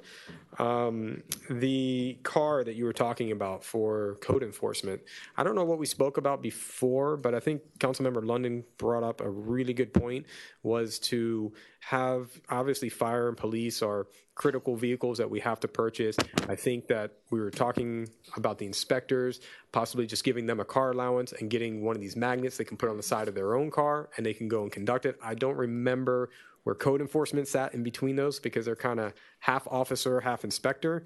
But, anything that we can do to reduce purchasing a vehicle and rather just giving an allowance, which I'm sure a lot of employees would be happy with, and just putting that thing on the side of their car, I think could reduce cost for us for maintenance and things over time. But I don't remember where we sat with that particular department. We're going to look at that, but we've seen it. And I think Jeremy mentioned as well many times. We work as an extension, particularly BZP and Public Works working together. Our code guys are picking stuff up along the street just as much as our not quite as much as the Public Works guys, but quite a bit. And I'm not sure we'd want them to put that into their car. So that's something we're looking at, though, to make the right choice. Okay. And it is the case with and our Public Works code as well. folks. I think they needed to have something like that. Our code compliance folks are the face of the village quite a bit. Yeah. They are out in the community. They're talking to our stakeholders. So I think there's a case there where we do have the decals for our inspectors, but code, this is where, they almost live in those cars at times, and it's how they interact with folks. Okay. I think the other thing is that historically, we used to have a part-time mechanical inspector and a full-time plumbing inspector, I believe, before. And then we went from a part-time mechanical inspector, made it full-time because we needed that. But now we're taking the plumbing and going back to part-time. Right. Is that my understanding? So we have a full-time electrical. We have part-time mechanical, part-time plumbing. Oh, we do have part-time mechanical right now. Okay. And do you see that we will lose any level of service by bringing them down to part-time, or that they should be able to handle it? No. Excellent. Yeah. I mean, we actually never hired the person. So we used the budget allotment for the flexibility to have our structural reviewer working more. And so you're happy, it's and you're what happy we with ended the up ways using in the last year, and we had a very good, very high level of service. So. All right, and the people, the contractors, the architects, the homeowners, or everybody's happy with the response they're getting? Yeah, I think generally speaking, we're pretty happy. I actually want to roll out the electronic plans review and then do a more substantial sort of customer outreach survey at that time. Is business tax done online as well, or do they have to physically come in and write a check? We're still writing checks for BTRs. Okay. And it's also We something need to clean that part of this. system up, by the way. There's some hiccups. It's been an ongoing, it's been significant. Speaking as a local effort. business owner / I don't know what I am. Appreciate it. Thank you. Councilmember Segarolo and then Councilmember Kaplan. Something you didn't really talk about, but again, going back to Benjamin, two-part question. Regarding segregating the funds for the building and zoning permits. Number one, how quickly can that be done? And what do you need from us to get that done for this fiscal year? And number two, how do you propose that be managed throughout the fiscal year? For number one, we've already done it in fiscal year 22. In our internal accounting records, we've done it to isolate it for the transparency purposes.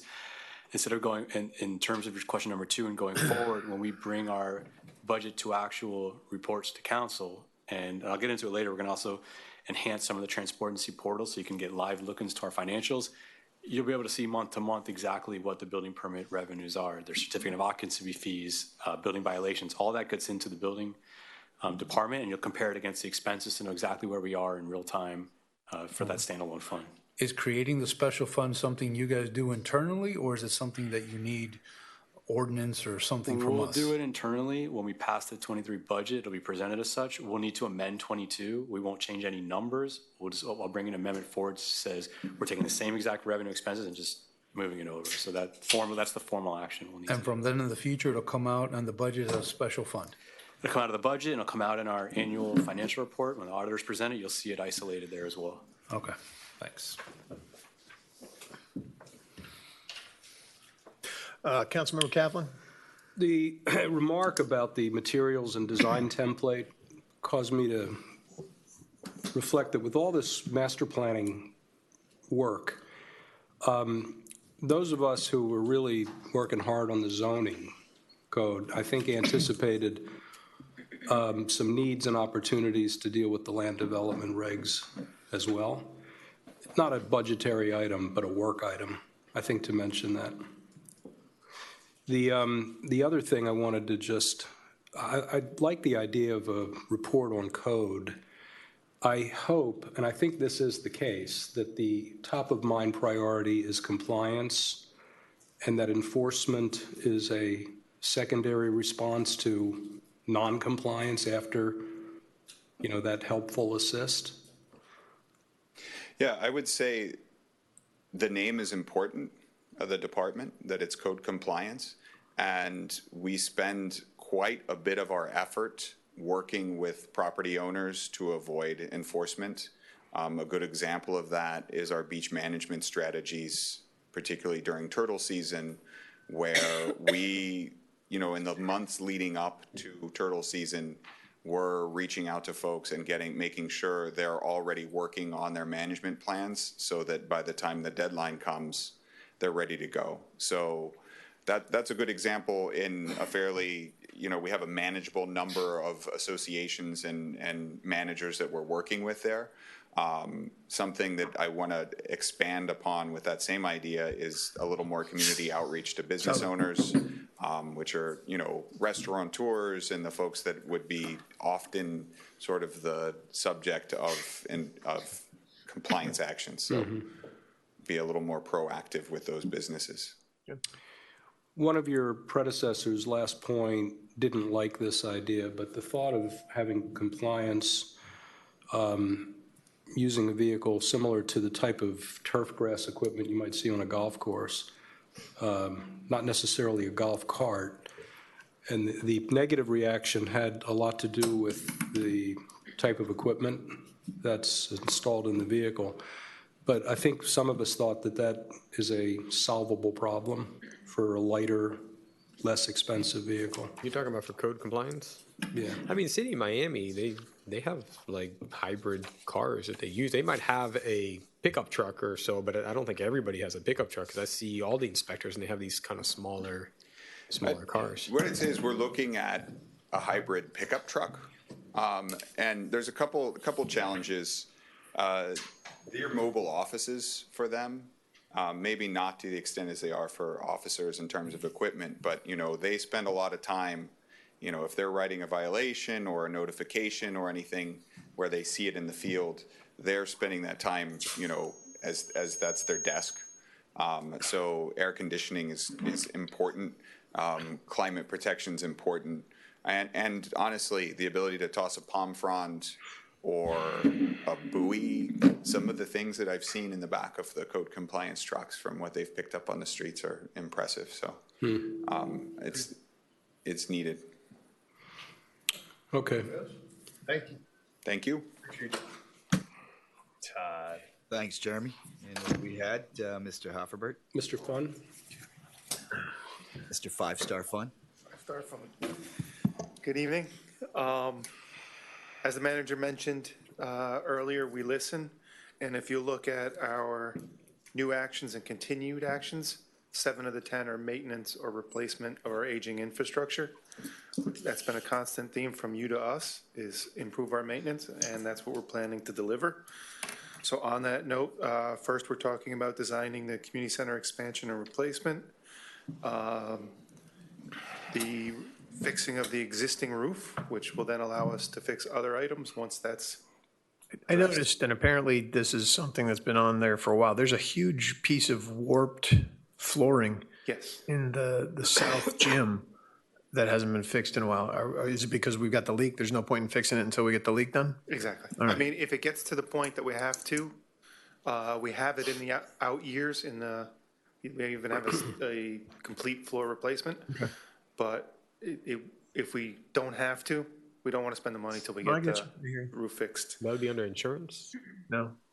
No. I mean, we can look at it, but from what I understand. Well, I could claim on something like that, you get killed on it. Continuing, we're looking to replace the playground equipment in the U5 area. That's extremely old. A lot of it is original and no longer manufactured. And I know I've been a big proponent of the expansion and all, but we've got $1 million in CIP for the planning. Mm-hmm. I mean, I'd like to consider, is that something that has to go next year, the full $1 million, or could we break that out over years, be realistic? I brought it up, just wanted you guys to consider that as something, because again, that's $1 million, and we are, I think Benjamin said we're 1.2 from 3.119, so it's just something, when we talk about sharpening the pencils. It's something we're looking at, Mr. Mayor, and, I think at some point, though, we do have to make the move, make the decision. I understand. I'm just saying. How much that is we need in, 2023, we'll do better. Just a little tighter on that. Yeah, a little tighter over the summertime. But, I think when we kicked this, we being the Proverbial Village a few years ago before I was here, when they began the design process, it said it was a $15.8 million project. Believe me, I'm 100% in favor of this project. When we're budgeting for this is one of those CIP items. I think maybe we look a little harder at what we're really going to spend in fiscal year '23. No, and I think that's fair, and we'll definitely There's a do couple more- others I'll bring up later, but that was one of a my. more refined assessment of that as we go forward.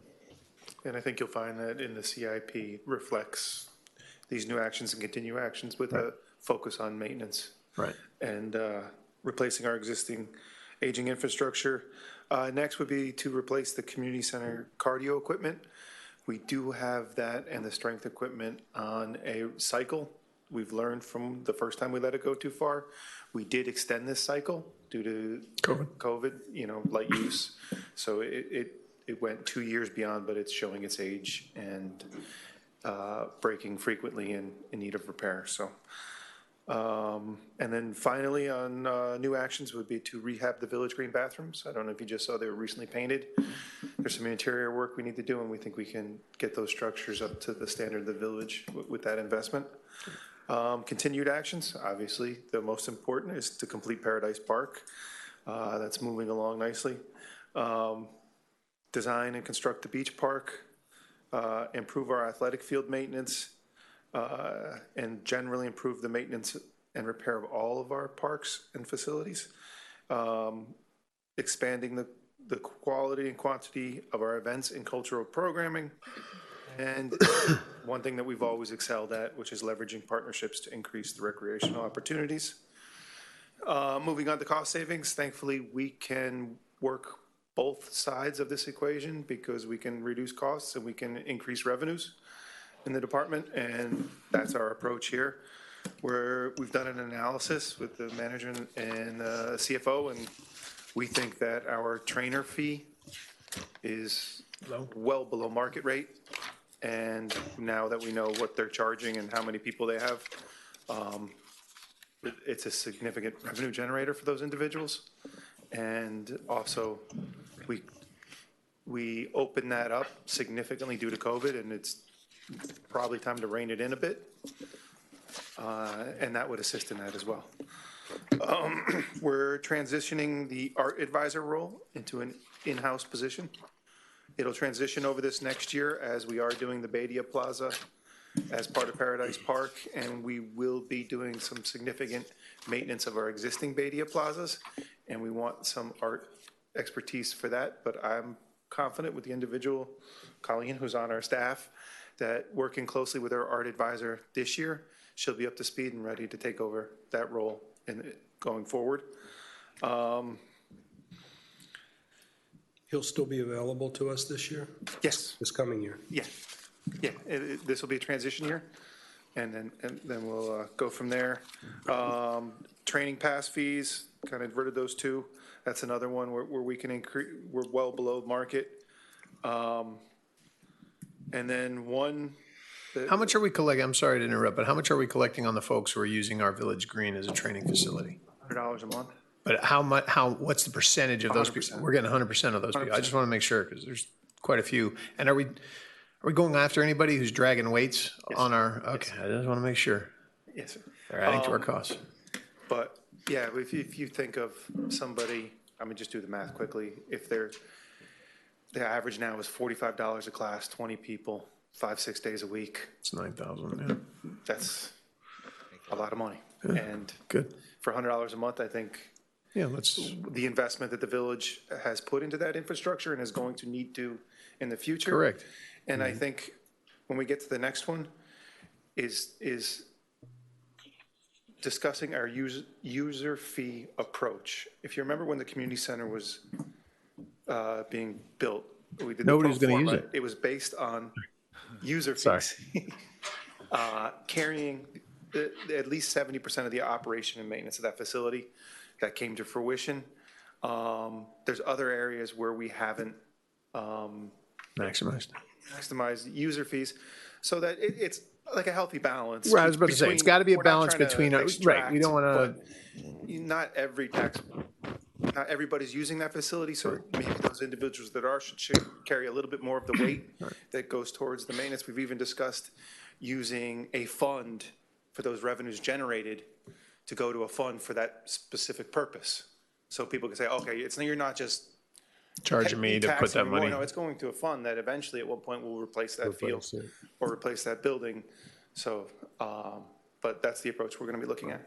Todd, if I can just jump in on the cost-saving initiatives, I want to be clear when we showed the revenue projections. So if you look on our cost-saving initiatives, number 1, 3, and 4, that's about $500,000 of new revenue. So Sorry, which page is that? no, on Todd's slide here, cost savings initiatives. Right. The first bullet point, the third bullet point, and the fourth are all the revenue side of the equation. That hasn't been.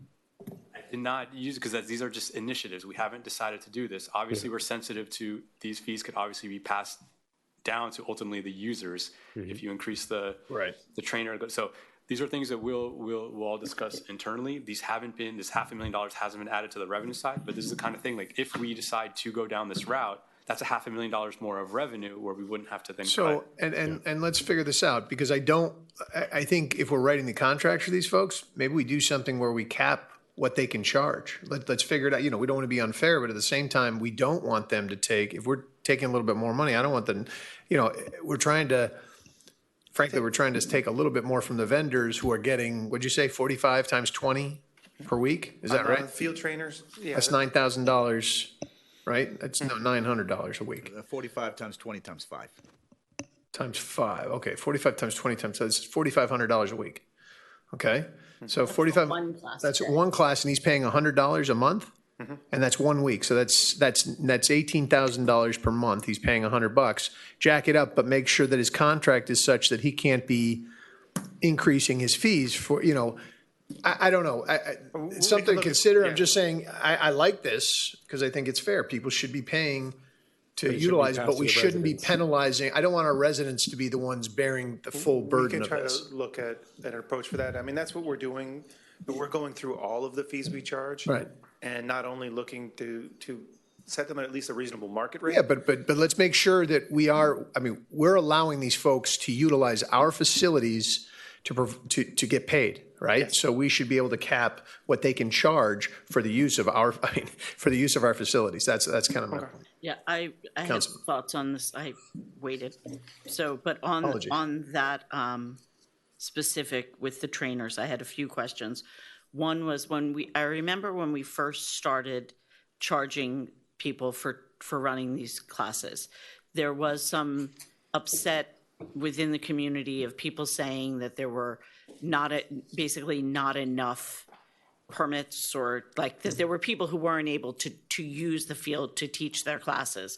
Are you still hearing that? Are there people that feel excluded? And is there some kind of like an annual rotating? What happened was when COVID came, we removed those restrictions because we knew it's an extremely active community.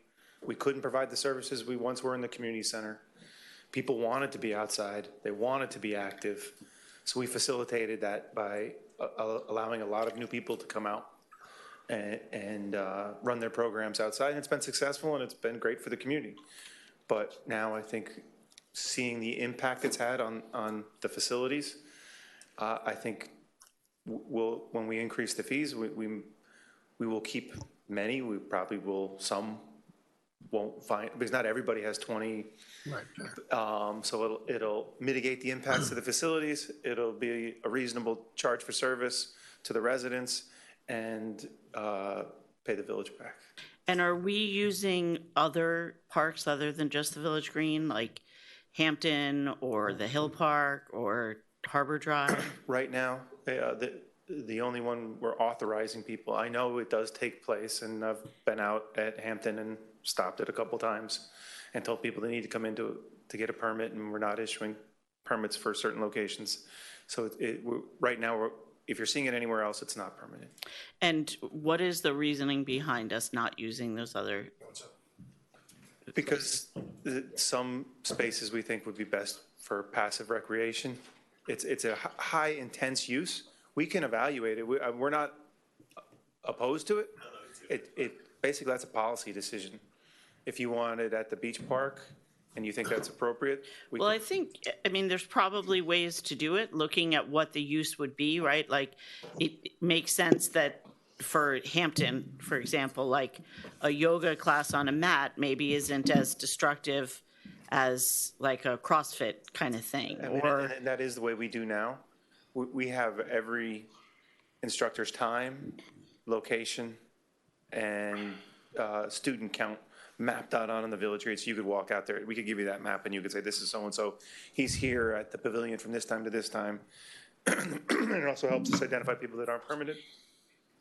Okay, I'd love for us to look at that and see if it's possible to use more of our spaces. I'm all for passive use of these parks, but, you know, if it's Tai Chi. 1 hour a day, if it's Tai Chi in the morning at a time that the park isn't otherwise used, I think that is a good idea. I feel, as the mayor does, very strongly about not imposing a fee that immediately gets passed through to residents.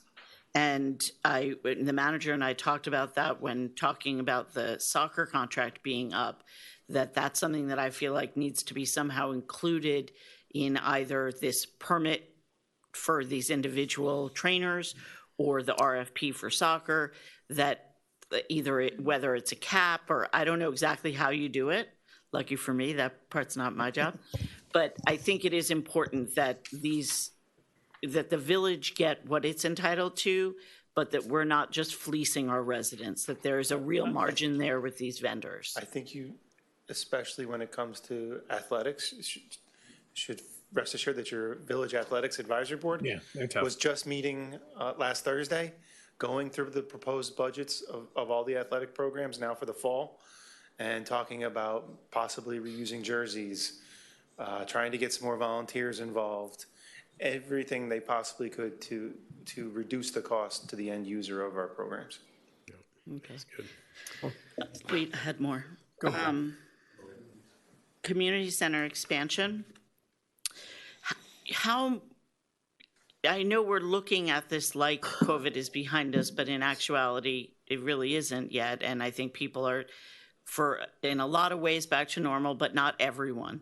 Do you see the community center really back to full use? Given the fact that we're looking at these inflationary pressures and supply chain issues, is this the time that we have to do it this year? Can we push off another year? Are we really up against it and back in full swing? I mean, I can tell you that the garage is full again. The classes are filling back up. We've lost some instructors, so we'd have to get back to there. I think this is an idea of trying not to repeat what we've done in the past and wait until it's critical. And then we all know how long this process is going to take. And if you wait till it's critical, it's 3 years after that till you're cutting a ribbon on a facility. And so it's not waiting like we have in the past till it's absolutely necessary. Need it now, but you won't get it for 3 years. And then this is, Councilwoman, this is definitely a 5 to 6 year process, so I think this is a good opportunity to start thinking about it. I definitely think we need to put it on the docket to think about it. When and how we execute is really the decision we have to make. Okay. Thank you. Yeah, I have a couple of comments. So obviously we had some people come here and talk about the special needs, and I don't see it in here, and obviously this is something that just came up.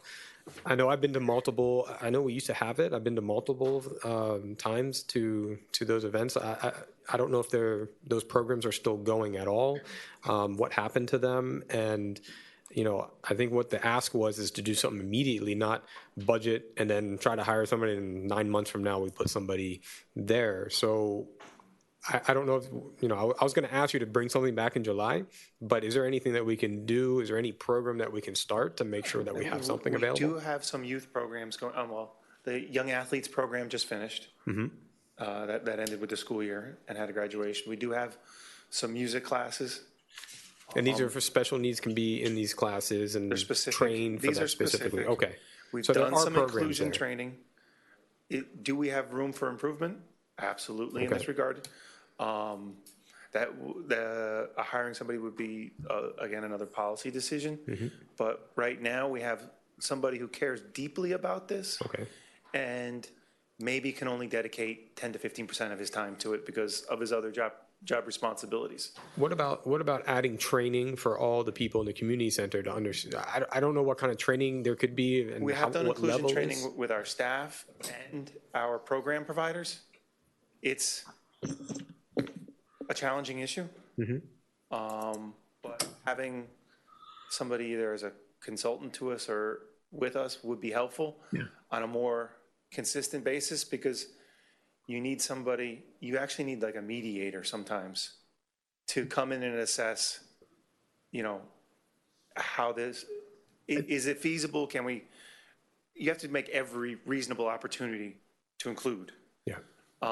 So I would like to see us work really hard on this. I mean, this has been an issue for a long time. I mean, the mothers who came in were right. There are others, there are plenty more people in this community who've been trying to get this going. And I think we, you know, frankly, I think get behind it all when COVID started, because we've been talking about it, we've been getting with these parents, but we need to do more because there are a lot of special needs.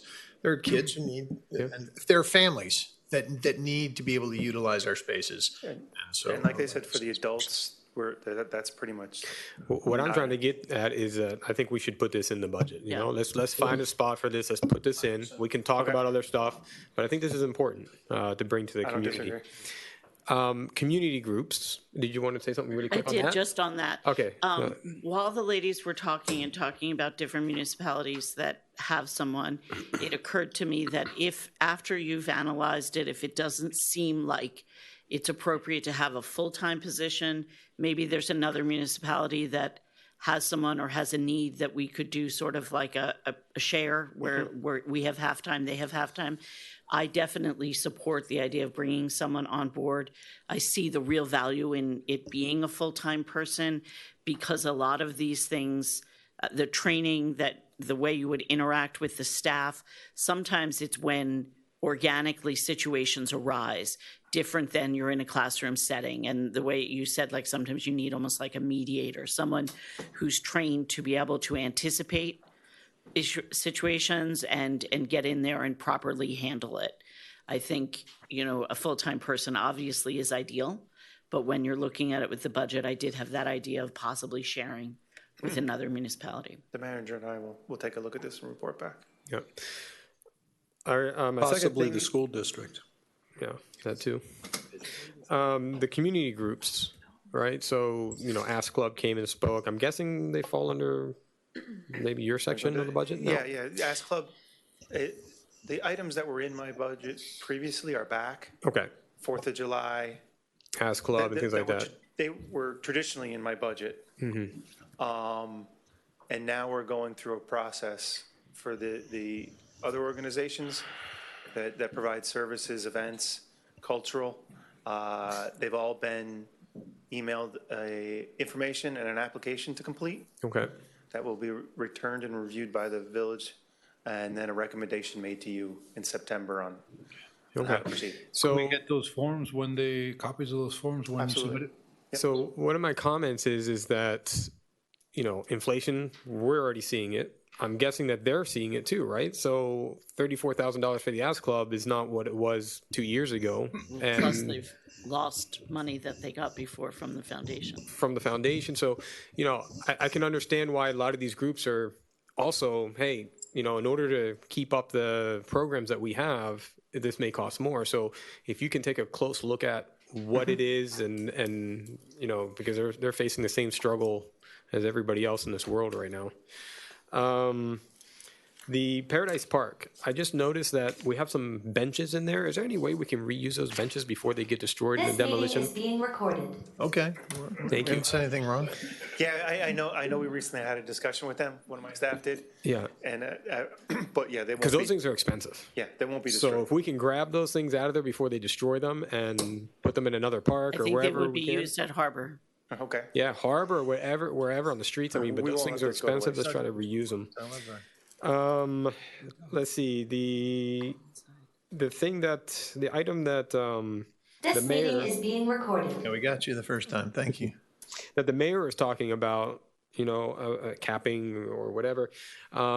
Is there a way to change the way that we do this into like a public-private partnership where, you know, a lot of communities, they provide the service themselves. They might have in-house staff that does that. Well, you know, we can set up the programs with the private entity and really understand, you know, what they're charging, why they're charging, and we work together to come up with, this is what you should charge, and we agree to that, and this is what you're going to have to pay us, so that there's a little bit more control as like, we're doing this together. It will be a village, you know, a village program that is, put on by this private company. But we might have a little bit more control in making sure that, the costs are not absorbent and taken advantage, or, because we increase the use of our facilities, that they're just going to pass it over to the people. Because, at the end of the day, we could, provide some of the services ourselves in-house. But if we are kind of outsourcing it, maybe we work together and say, this is what we want to charge. And if they say, well, we can't because of this, we work with them, but we come to an agreement of a reasonable price. We do that in the community center, but what you're going to find is there's a pretty significant range per individual and trainer or class instructor. We have that ourselves. There's some people that demand and achieve a much higher rate than other individuals. So you just have to be sensitive that you can't say, okay, it's going to be $20. Yeah. Then you're not going to get this great instructor. You're going to get... No, that's understandable, yeah. You would have to work with them because you want to have a level. You want to be able to give that service. But like the mayor said, okay, well, we've been charging you $100, and that's not enough because you're using this thing every single day, and we have to replace this. What they're going to do is try to just, just whatever you increase me, I increase my class. And we know what they're charging now. So, okay. So we can. So we can use that as okay. And are you thinking about with the trainers going to like a 70-30 model like you do in the community center, or are you thinking of just increasing the monthly permit fee? For me, it would be much easier to increase the monthly permit fee significantly. So I'm not in the business of verifying how many individuals they have every day. That would be a challenge. Cool. Thank you, sir. Thank you. Thank you, Todd. I guess we'll bring up both Mr. Aziman and Dr. Samimi. A twofer. We have a nickname for them, but I won't repeat it in public. I'll let him go. What? Let him go ahead. That works for him. I'm the Batman as Robin. He's the director. Batman and Robin, you can't say that in public? Excuse me. It was different. Batman and Robin is a... That's it, yeah. That's exactly what it was, yes. All right, now I got to know what this is. We'll talk later. Good evening, Mayor and Council. As you can tell, we're going to be talking about stormwater a lot next year. We're going to be before you making presentations, asking authorizations, approvals, and most importantly, money. On the new actions, a lot of them are not necessarily new, the things that we talked about, but they're going to take place in fiscal year 23. Starts with design and model village-wide stormwater system. We want to perform a hydrological model of the entire island in order to effectively design the stormwater system. Even though this actually is going to be before the village council in July meeting, the actual work is going to take place in fiscal year 23, and it will be funded in 23. So we want to get that going. It's going to be a year's effort, but it's going to inform the entire stormwater system design, so it's extremely important. We want to redesign rights-of-ways and traffic flow to support stormwater system. We want to solicit input from the residents and redesign our right-of-ways to support all our resilience efforts. This means redesign of the entire right-of-way, which includes roadway geometry, traffic flow, swales, sidewalks, landscapings, curbs and gutters. We're not taking into account one-way flow of traffic, so it all comes in this place, and that's what we want to do next year. We're going to be very busy. And if I may on that one, Jake, that's the part where we were talking about what Jeremy was talking about, more the streetscape approach. This is more the engineering approach, the underlying engineering approach. So this is going to... They work together. Correct, complement BZP. We want to design and construct the first impact stormwater and roadway project. We want to fast track some of the projects and deliver early solutions to our residents and adapt them later to the rest of the island. We want residents to see their tax dollars at work. We are working diligently to pick and choose which projects are going to be fast tracked, and we'll unveil them in coming months. So currently we are analyzing what's a good candidate. Yeah, Jake, if you don't mind me just adding, Sure. That's also intended to be basically like a living showroom. So not only is it addressing the fact that certain streets are desperately in need of relief and can be sort of modified in order to improve drainage with the existing system, but it's also so that people can really see what we're intending to roll out in the future across the rest of the system, assuming that it works correctly and people are satisfied with it and all that stuff. So it's like to be able to kick the tires sort of thing. Board, again, this has been talked about a number of times. We want to assess streetlight coverage through village-wide, and convert to LED lights and transfer to Florida Power and Light. So we'll have some, bring uniformity on lighting to the village. Yeah, and unrelated to stormwater and lights is we're trying to expand the freebie fleet. So we did put in a grant submission to the FDOT to bring 3 additional freebies in hopes that this would also contribute to alleviating some of the single-user rider type cars trips that are happening when they could actually be using freebies, and reducing the wait times then hopefully will bring the ridership up, which is already now at pre-pandemic levels and growing. Okay. Continued actions, Crandon Boulevard. Crandon Boulevard remains to be one of the highest priorities of the village. We are going to be going on a bid for the first phase next coming weeks. Hopefully, we're going to start the construction this summer, and it will end on the beginning of the first quarter of fiscal year 23. And we're not going to stop there. We will continue to finish the rest of the project and finish up in fiscal year 23. Utility undergrounding is ongoing. We are meeting with Florida Power and Light for the next couple of weeks to talk about phasing, and that design is underway and moving forward. Complete K8. Design will be started this year, but the majority of work going to be done next year. Again, it is in line with the entire island's hydrological model. It's going to be happening next year. Beach access, public access paths. We need to secure 2 more easements. One is done. The construction is going to start right after 4th of July. However, our commitment to the Army Corps is that we have to have 2 more. And Roland is working with our attorneys to get those easements secured. So once they're done, we'll start the construction on one of them. Yeah, Island House is pending. Right. And Ed Soto from West Rhoda is working with Vincent Floor at Casa del Mar and the underwriters to make sure that all the title research and deed research is all in order as they proceed to drafting language for that as well. So there will be some construction on that one, and I think Casa del Mar will be very easy, just removing the gate. It's pretty set. Yeah. And very easy. In terms of, all right. Yeah. Getting easement is the hardest part on that one. And ongoing this year is finalizing the Swot ordinance. Right now, we're in the process of having Moffitt and Nickel put together technical justification and the design criteria that is sort of like the basis for that Swot ordinance. We've already drafted language up, which is being reviewed by Chad and by Moffitt and Nickel. It's sort of a hybrid of a lot of different Swot ordinances, from City of Miami to Broward to Fort Lauderdale to the City of Miami Beach to North Bay Village. Something that we think will work for the village, but is also going to be a little bit on the aggressive side or proactive side, shall we say, and innovative in terms of how it looks at living shorelines and trying to integrate green buffers into the system. So and also innovative approaches to seawall design materials.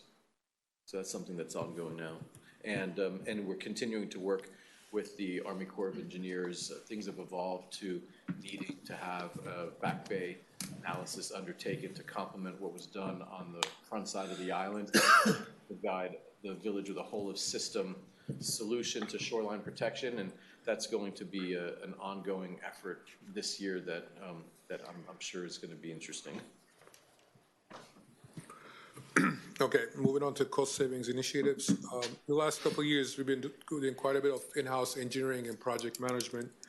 We want to expand on it, and we have some new talent we hired last year. And we want to do more in-house engineering and project management by effectively utilizing our resources.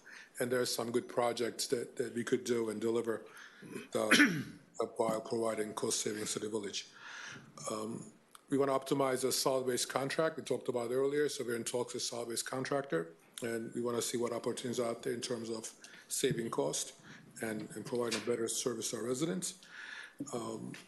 We are, again, it's been talked earlier tonight, we're assessing every contract and professional service agreement that we have.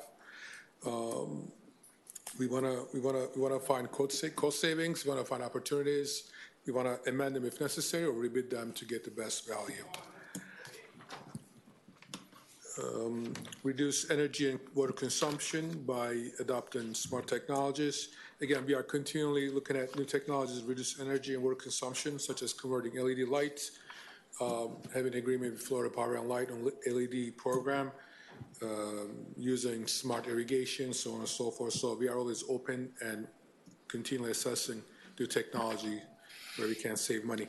Oh, and I'd just like to add, we also did manage to get onto the waiting list for FPL Solar Together program in order to offset some of the costs that we have in terms of energy.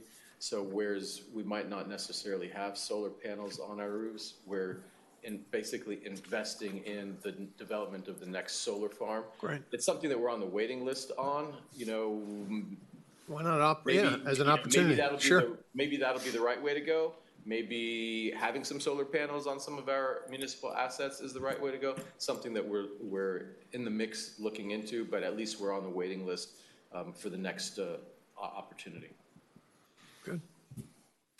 And lastly, sharing our resources with our departments. We continue to share our resources such as personnel, materials, equipment, labor with other departments such as park, fire, police, and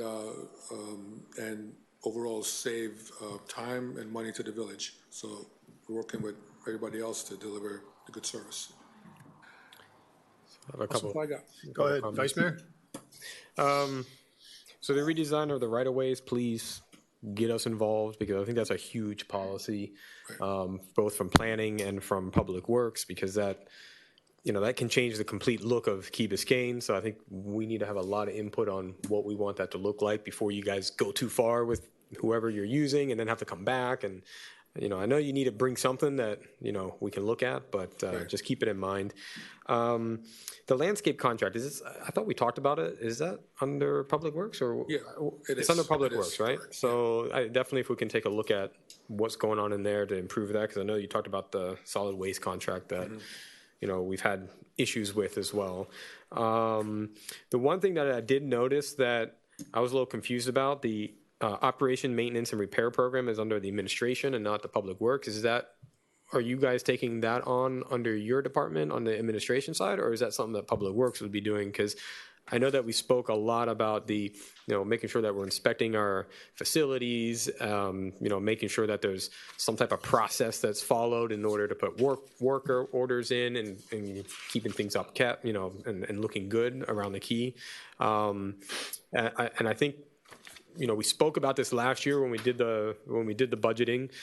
It's been 9 months. I would love to see, what's that process that you guys go through. I haven't seen it yet. I know we talked about 3 months ago, and I know you guys are still putting stuff together, but, I really want to get this thing moving, because I think that, all these big projects, which I'm super excited about, we have all these big projects coming, but I'm still, sitting here going, okay, but what about the stuff we got, and how are we making sure that it's at that level that we want, and what is that process that we go through? Step one, who's inspecting it? How often are you inspecting it? Is someone signing off that they saw it, or if they saw something broken? If it's broken, what's that next step, and who's responsible, and where does that go? And then how long do they have until it's brought to another level of, because, something hasn't been done, and that whole process to make sure that everything we own, from buildings, parks, landscape, whatever it is, streets, underground utilities, is all being taken care of on a regular basis and upkept before we start pumping a lot of money into all this new projects coming through. Before Jake answers that Okay. question, you caught the one mistake, the only one mistake in the entire presentation. It was supposed to be in Public Works. It's in Public Works. Okay. All right. So that I put a big question mark next to it. So, all right. I'm glad. You were just checking, right? That was checking. I'm excited for a second that I was no longer responsible. I get the points. Get some cake. So we are at tail end of putting together this operation maintenance program. As I've discussed this on council meetings earlier, we scanned all our assets with just using technology. We had the truck to drive all around. Anything from garbage can to curbs and gutter to street light to street sign, you name it, we have inventory. We are important into our GIS system, so we're going to have a full inventory of everything that we got in Ireland. So that's a very good thing that we have. And then we are discussing creating zones. We kind of follow what police does in terms of zoning the island, so we follow the same procedure. And we are assigning, even including myself, an engineer, the CIP manager, to get out there and then assess each zone and do an inspection. And then we're going to use the CityWorks asset management system that we already have and pay for, which is perfectly capable of doing it. And we do want to have monthly inspection done in each zone, and then we want to change each inspector every month so that the same person doesn't go to the same zone every month. Yeah. So I think it's going to work for us. But again, the first step was to get a full inventory, because before we just had what we knew, what we could see with our eye, and if the same person drives, you don't see something that may look wrong. So that's coming up. We are at the tail end. It took some time, but fiscal year 23 is going to be this project's going to be live. And the beauty is that we can actually make this live. You can go to the website, and it will be visible on the inspection level, what's been marked up, what's been noticed. Maybe you said you're okay, or something has been noticed that we scheduled the work. So it's going to be very transparent, and it'll get me out there. Yeah, because I think some items might need daily inspections. Correct. Other ones might need annual inspections. So right. You might have to.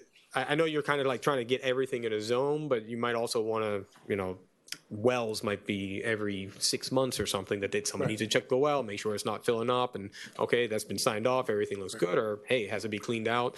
So just making sure that it's not just driving around and seeing if there's like a wrapper or something falling off, but even the bathrooms and making sure somebody's cleaning that bathroom on a daily basis. Right. You don't want to send them in there once a month, and it could be really bad. So certainly, we have a very good handle on stormwater system inspection and maintenance. We do a good job, but we didn't do a good job on the hardscape and streetscape and landscape. So I think visual inspection is going to help us a lot more on what's visible out there. Okay. But as far as the infrastructure, the water mains we have, the check valves that we have, or the stormwater system, the catch basin, the pipes and manholes, the pumps, that we have a very, very good handle on inspecting and maintaining and repairing on time. Yeah, so I think if I don't know which meeting you can do it, when you guys feel comfortable to present it, but it would be nice to understand the process, because I think at the same time we want to feel secure that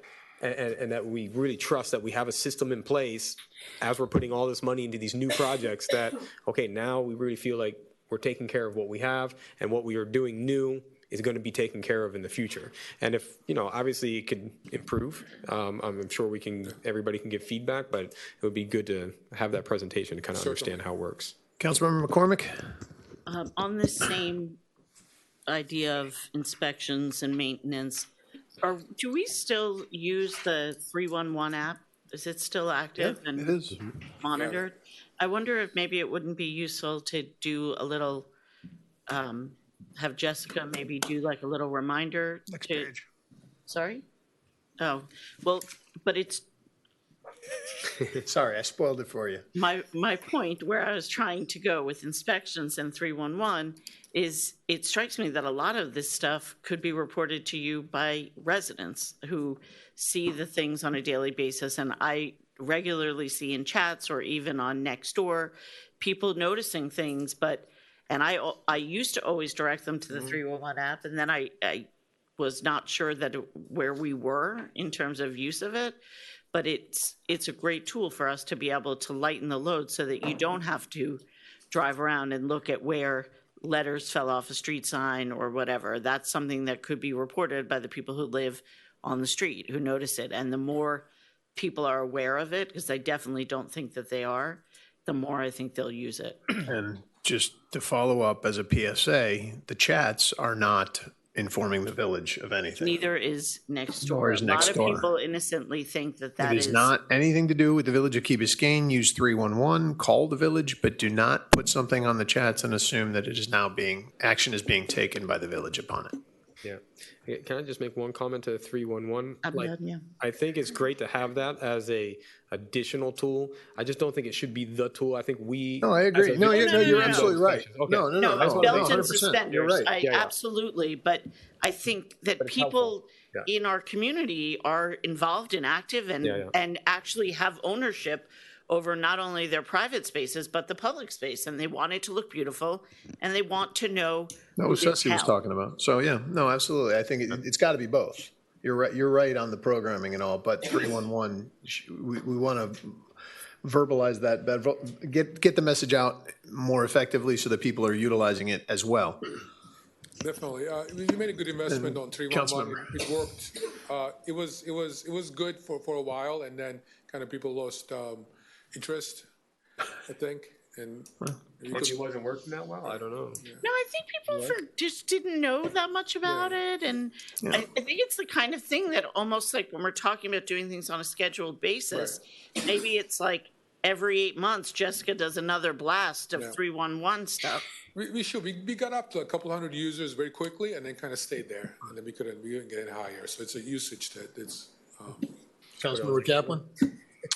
In the spirit of helping to lift the load, and also on the subject of the active and engaged citizenry, I think to make a pitch for the Landscape Committee. They historically really contributed, and I think I'd like to put this out as a suggestion to revitalize that group and find a way to park it in this functionality. They possess an awful lot of expertise, and they really show up. You know, they're the kind of volunteers you want to cultivate.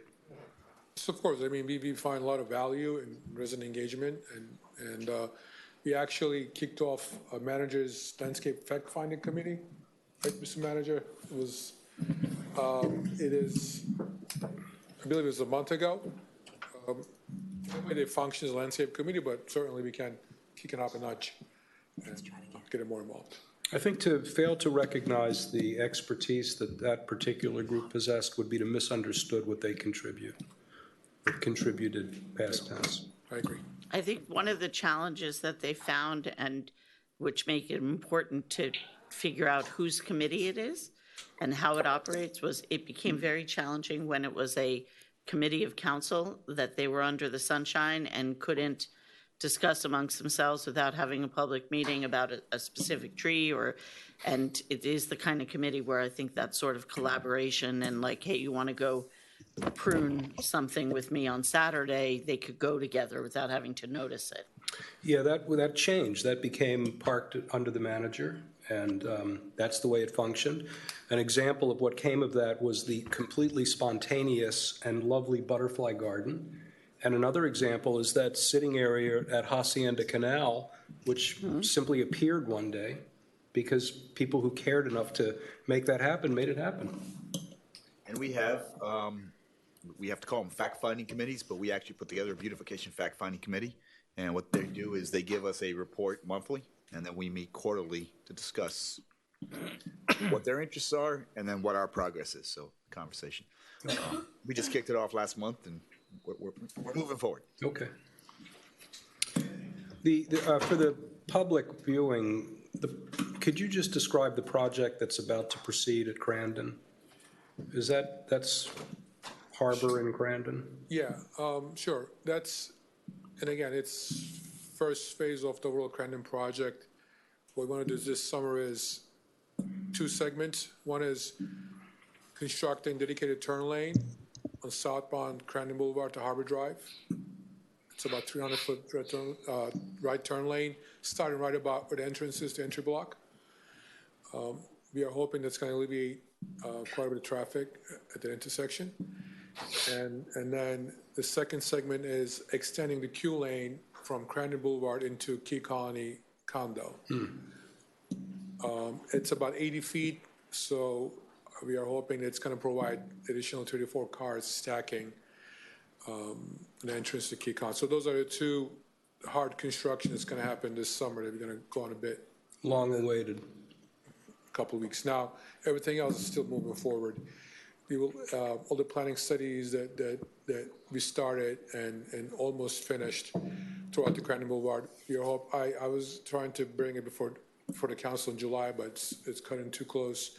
It will be August meeting to present the findings, recommendations before the council in August. These are radical steps forward. Thank you all. Thank you, Chief.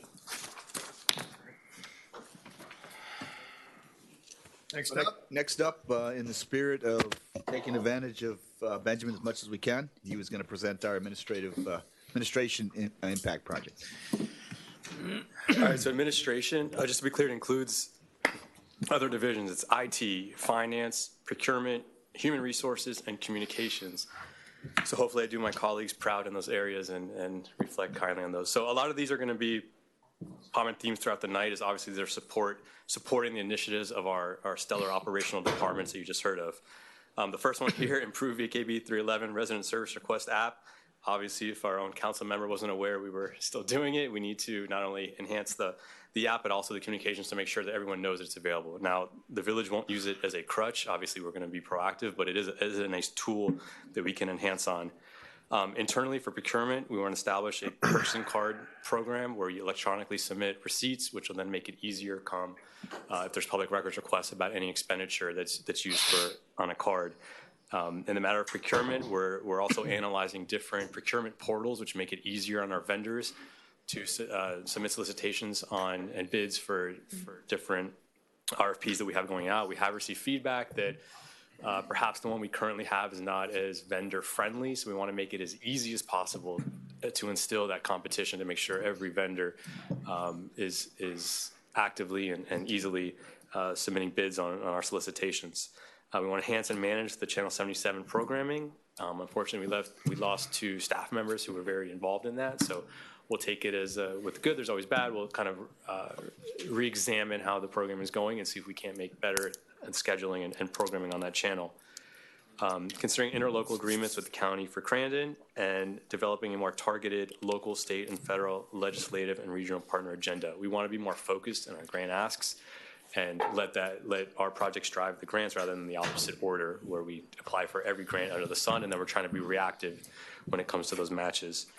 In terms of continued actions, developing a customer service program, support and training. Obviously, we treat our residents first, and we want to make sure that we're giving the same gold standard that a resident would feel at the Ritz-Carlton or the like.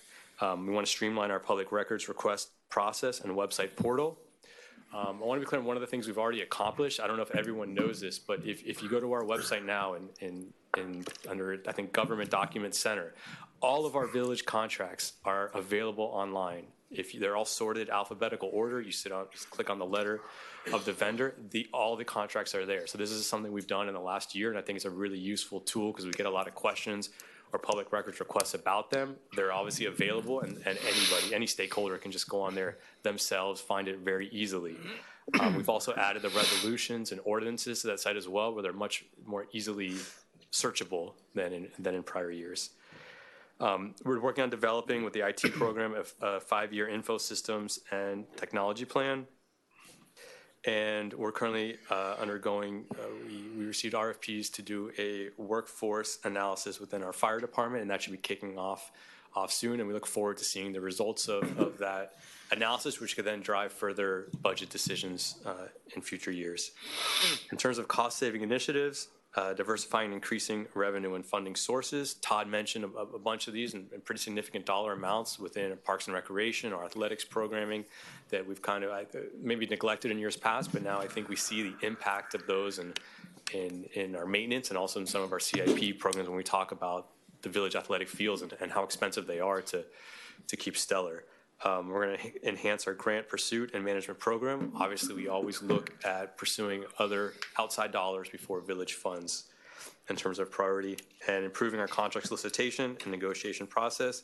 And lastly, enhancing contract oversight and training. We want to make sure we're holding all of our vendors accountable. Any questions? I have. Mike? Yeah. Oh, my God, he's back. Let Ed go first. Ed, you take precedence here.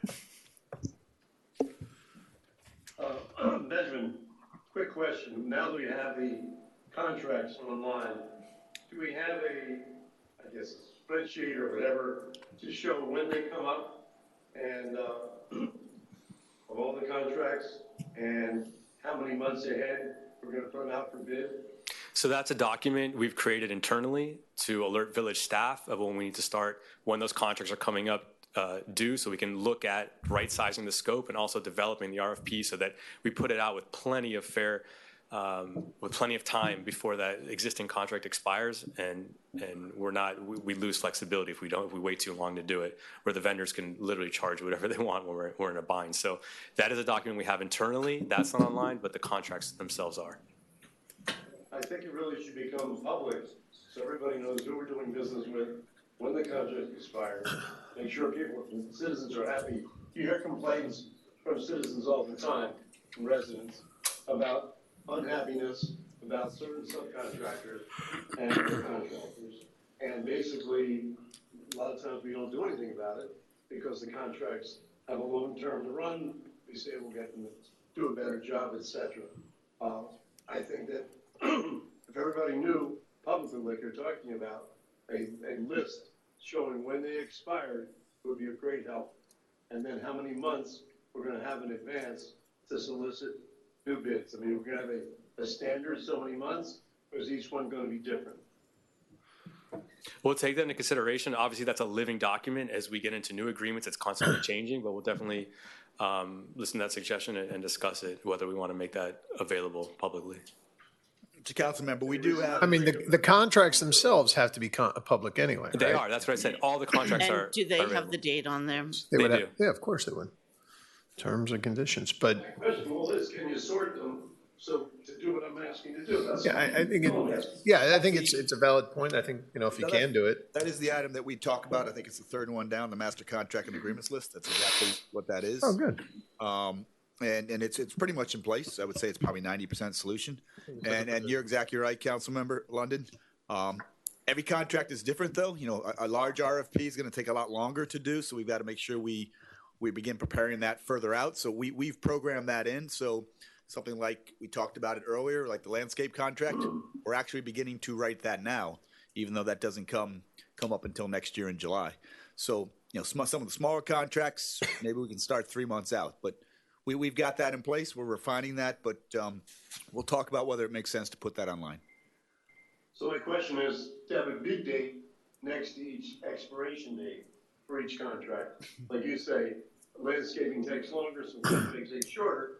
So we have a bid date so many months before the contract expires to make sure that we don't miss it and things done out. We're not stuck with the same subcontractor who might not be not giving us the best price. Exactly, and then we want to back off of that to make sure we review the the scope of work even before that. So yes, we want to back off that date as well. Agreed.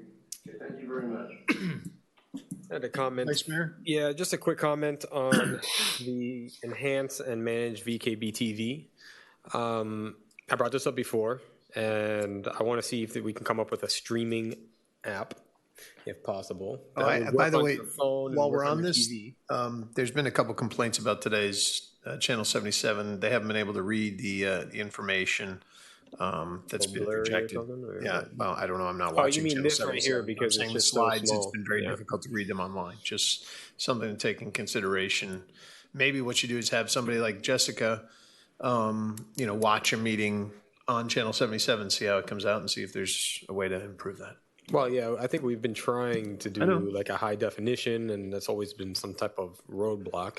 But that was why, for me, I don't have cable. Everything is streaming services. So I don't know if there's high school students, college students, or a company that could.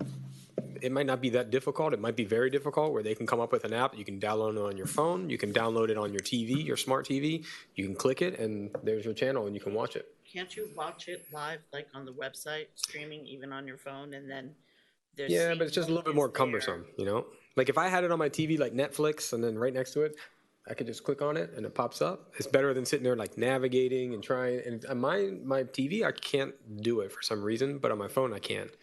So it'd be nice to have that ability if it's not that hard. I don't know. If we could look into it.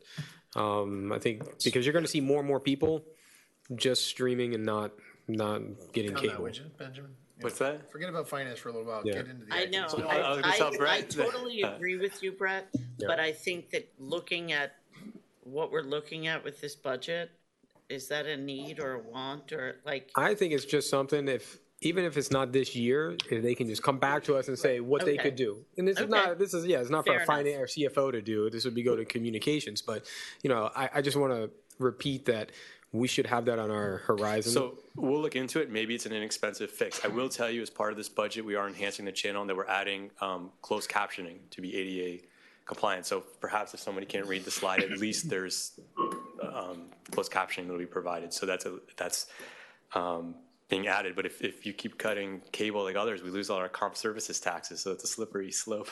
That's true. That day's coming, though.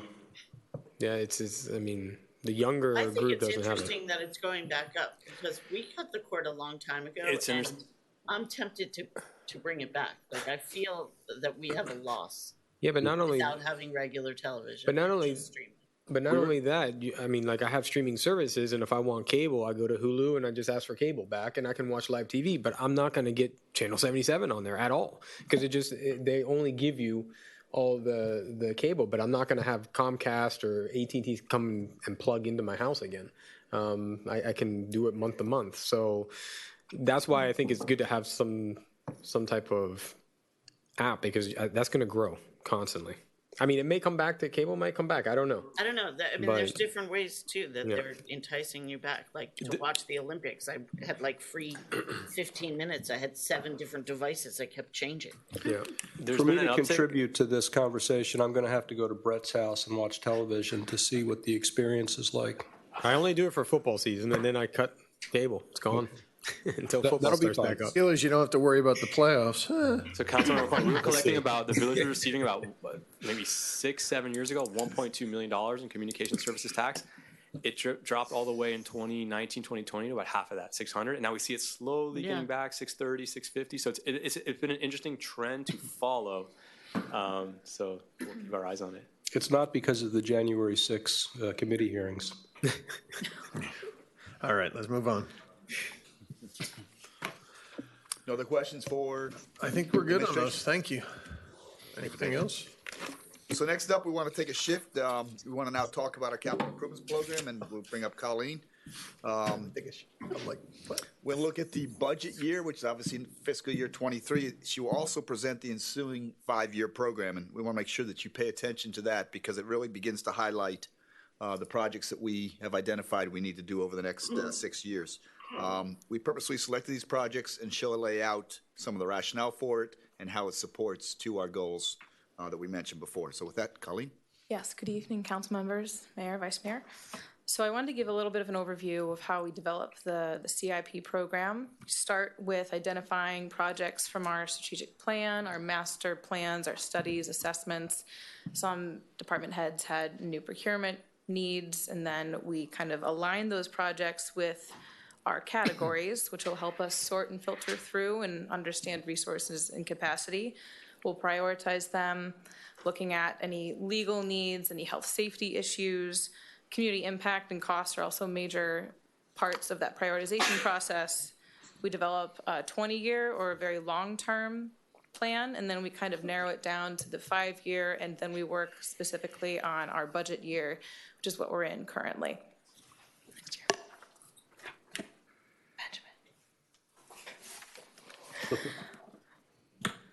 This slide is here to just let you know that we're keeping in mind the projects that we are currently working on in fiscal year 22 and what status they're at.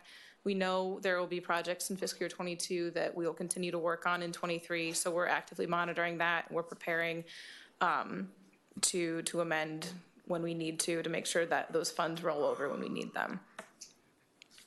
Next slide. So just Just for my edification, so let's take the one which is expand community center planning and designing, which is in this slide or the slide next. Yes. It's down as not the first one of priority number 2. Where would that be on this one? I guess I missed it. I'm sorry, where are you looking for? This is fiscal year 22. Oh, this is 22. Okay, so Yeah, it's not that's even, these are fiscal year just things that 22. are ongoing. Yeah, that we're doing Apologies. now. Just wanted to yeah, you can kind of see And the status. the reason why we're showing you that is, obviously you see a number that are completed, that are in blue. Right. A number that are in construction. And we have a pretty good understanding, a number of those that are in procurement right now, some are just strictly purchases. Right. For instance, the vehicles. Other are construction or semi-construction. So a number of those will be done. But what you mentioned before, some of those will cross over into FY23. So similar as we did last year, we'll have to just make sure that we do the proper budget amendment to bring that money forward so that we can keep those projects moving.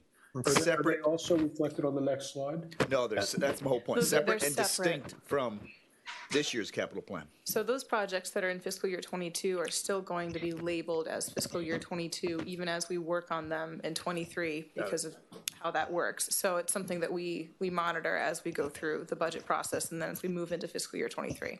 And obviously our clue is the low percentage of project status on the items that. Potentially. Yeah, Like, for the example, percentage- Hampden Park improvements is 0. Right, we're still working on a lot of these projects, and that percentage is related to the phase that it's in as well. So it's an ongoing process. And these projects do have a project number. We don't show it because it's really not that relevant. But for us, in terms of sorting it, we know what fiscal year it starts in. Okay. Yeah. So on the next slide, fiscal year 23, this is what we're most concerned about today. Just a few points of clarification. I know there's been a couple questions about what that other column is on the right. That is all federal, state, and county money that we receive through appropriations, or at least not through a grant process. Got it. A few projects we wanted to highlight are we're going to continue to work on Crandon Boulevard and Harbor Drive to make sure that we have the level of service for all types of mobilities along those corridors that we desire on Key Biscayne. And we will continue to design and eventually construct the K8 stormwater improvements that Dr. Samimi and Jake Ozyman mentioned earlier. You'll see also that we have a couple, about $2.3 million in the bond column. We don't plan on issuing a bond or starting that up until we hit at least $5 million worth of projects, just to make it fiscally make sense. We are just stacking that and, accumulating the projects in that column as we go. So just wanted to clarify that. Yeah, because I think that once we approve the issue of the bond, which I think a lot of people misuse the word because it has not been issued, it's just that we have the okay to do it. I think you have, 3 years to There's a timeline. to finish that project. So we have to be really ready to schedule ready to it go. correctly. Yeah. Okay. Exactly. I have a question about the Harbor Drive. How much of what we're doing will need to be redone when you get to undergrounding in that area and stormwater in that area? I think what we're doing on Harbor Drive is a lot of the traffic circle improvements. Jake, correct me if I'm wrong. So the stormwater and utility undergrounding is going to be phased based on zone. We would, expect that to take at least 10 years to complete the full project. The need on Harbor Drive is immediate, and there can be very much positive impact in between those improvements from the stormwater improvements and what we're doing currently on Harbor Drive. But Jake can speak more to the details of that.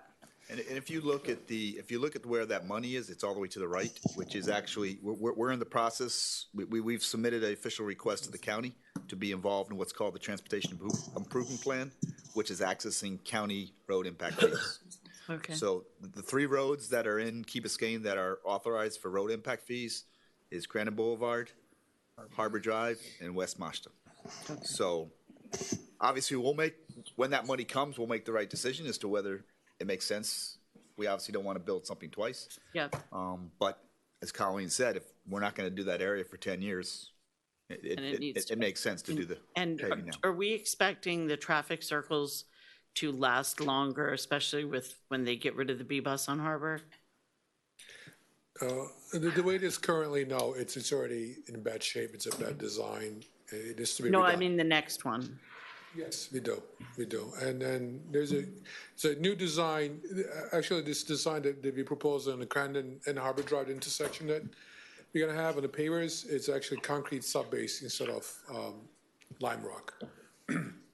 It's more expensive, it's more durable and long-lasting, so that's what we want to do. And to answer your earlier question, manager answered it, but it's a timing. So if it's going to be 5 to 7 years before we do any undergrounding, we need It to needs repay. to be done. Right. Okay, thank you. Sure. And can you clarify really quickly? I think I know what it means, but not all of it. The R and S I 3P. Yeah. Can you give me it Yeah, all? I the don't know if that's full resiliency acronym. and sewer. I was like trying to put that together. So she can get it right. It's the Resilient and Sustainable Infrastructure Integration Implementation Plan. Yeah? Okay. Oh, I3. Oh, you and your freaking acronyms. I was rolling, not me. That's a hard one to ever No better. remember. But R and S I 3P. Sorry for that. That's I was a like, tough wow. one. We'll write So- that out next time. Okay, so in that is stormwater.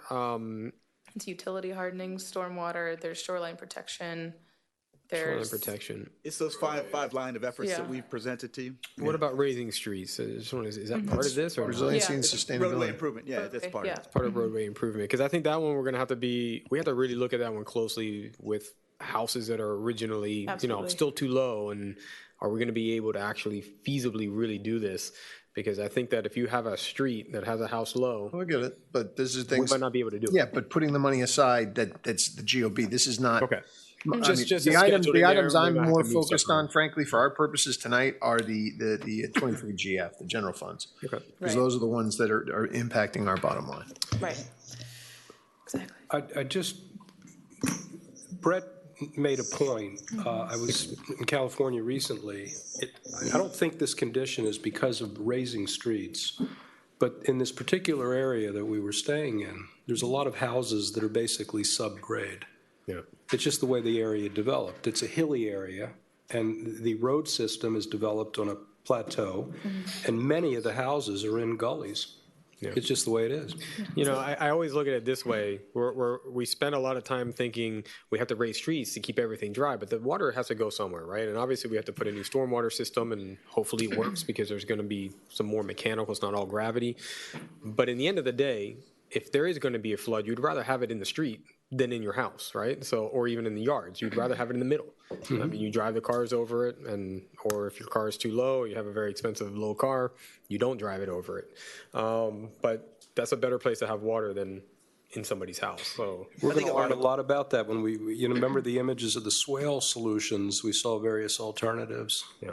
Yeah, I think a lot of people get wrapped around raising the streets. I think probably the better way to, there may be some cases in Key Biscayne where we need to do that. I just think it's better design of our streets. We have no pitch on our streets. They're basically a flat, in some cases they actually go in and collect water. And it's also how do we optimize the entire right of way? We don't use our swale. They're actually flat as well. We don't have pitched swales either. And we can also add some sort of natural component to it that can better capture the water. So I know a lot of people focus on, are we going to raise the road? I think it's really about improving our roads. Improving it. Yeah, and really doing it as a full right-of-way improvement approach. Okay. Now, Get to your community center. yeah, and that's something I would like to, again, I'm just reiterating, I'd like to see you all come back, because we're going to get to what you're recommending for the trim notice. Yeah. Later on, and what I would like to see is, again, well, we'll have the philosophical discussion. Ed will be buying me beers later on tonight because I know what he's going to call me. But Ed doesn't realize that it's your birthday, because and if he did, he'd send something over to council chambers. No, it's my birthday. I know. He's Okay. It's not going to stop him from, he's morally, he's straight up. He's still going to call me the name. It's all good. But let's go to that item. This item is mostly for design, right? Because we would need to hire an architect and engineers to design that. And most likely it's going to take a year. I mean, you first have to go through, the bidding process and all that kind of stuff. And then once you get somebody on board, by the time we decide something and everything like that, it's going to be a year anyways. So, maybe $1 million is Yeah, no, It's and too we've high looked for at that. But that's what I'm asking. I'm asking them to come back with real harder, when they come to the budget hearings, I want hard numbers because we're going to be, you know. We'll definitely do that. You know, I think I mentioned earlier that the original cost estimate was 15.8 million. I mean, I'm probably suspecting gonna it's be probably higher. closer to 20 million now. Right. So that generally speaking, usually your planning and design money is about 10%, which would be about 2 million. Okay. But you know, Vice Mayor's right. You know, we can't do that all in 1 year. So give us some time over the summer. We'll look at that, right size that to what we believe we can do in FY23. Okay. Did we previously do schematic plans? We have drawings. We definitely have drawings. I mean, Katie was on council. We've got concepts that we've only gone to concept. We haven't gone to schematics yet. No, well, we have drawings though. Yeah. Right. Conceptual, not conceptual, schematics. not. Yeah, they're not sorry. ready to build. No. Right. Yeah, No, not at all. construction. What about, one other question I have on here is the ARPA money. Yeah. So let's say that something we have budget is $1 million there and we spend 700,000. What happens with that additional? Do we can use it on something else that can fall under Yes. there, or do we lose the money? How does that work? So the idea is that we've sort of categorized each project by whether it's ARPA eligible or not. And that's other columns on here that you don't see. And so ideally, if there's money left over from ARPA, we would have sort of these excess projects that it could be plugged into. You can reallocate it. And Right. Going forward, we're trying to do all of our procurement processes as federally compliant so that if that happens, we don't have to go back and amend contracts or change work orders to be able to use that ARPA money on that project. So we're trying to plan out that ARPA money as strategically as possible because we don't want to leave any of it on the table. And ARPA is restricted to only being able to use on certain type of projects? It's pretty flexible because of how little we got comparatively. We technically are underneath a $10 million threshold, so it's all revenue replacement for us. There's not a ton of guidance on exactly what it can be used for, but the way that we want to use it is for procurement and actual building of projects, actual capital improvement projects that'll see physical change in the community. So there's a way to work around that if you really want to, but we're trying to focus it so that we have very tangible results from that investment. Yeah, because I just want to make sure that we're still getting the best price we can possibly get with that ARPA money. So if we can save some money there and use it on something else, we can. I don't want it to be in a position like, it's ARPA. Let's just pay whatever we want to pay, and I don't even want to negotiate this and spend time on this. And that, I think that I just want to make sure that that's where we are. Right. The idea is that all of the funds that are specific to certain types of uses that are restricted, we try to make sure that those line up with the projects that they need to line up to. Okay. And as we have the SRF and the bond money in here as well, those are obviously specific to, stormwater related projects. So ARPA is being plugged in a way that makes sure we use all of it, but also we are, doing it eligibly. No time limitation on it as well? No, there's a time limitation. We have to have it committed by 2024 and spent by 2026. So yeah, we want to try to cover it all within 2024 because as we know, some projects go into the next year. So if you're thinking through a strategy there, perhaps as we do a little more deeper dive, that could be possibly where we could take some of the money for the community center design. Yeah, that's what I was thinking. Like some of that could be shifted over, and anything that we can burn out faster with the ARPA, I guess, is better for us. Look, so we don't get stuck running out of time, and we're like, oh my God, we don't know where to spend this money. I mean, if there is a fund that we have to spend, first, we don't want to lose ARPA. We're not going to. Well, let me say again, we're not going to lose ARPA. So we're going to front load that and move it as quickly. Okay. Yeah. Excellent. Fun. It's good to see at last that there's an item for the Virginia Key athletic fields finally. Yes. That's very That's another one that I think, I think we're going to want, that would be another one I would put in the category of, it's something we want to look at, but the fact is, are we going to spend $200,000 next year on planning and design when, frankly, City of Miami and the county don't have their plan in order? Yeah, and I think, obviously that's a tough one because we can never guess what the City of Miami is going to do. However, it is our ticket to the table. I hear you, but let's tell them, look, we're putting money toward this. I don't know if it necessarily has to be 200,000 just now. If something were to miraculously look, if the City of Miami suddenly came up and said, "Oh, we're going to do this. Do you want to buy into fields?"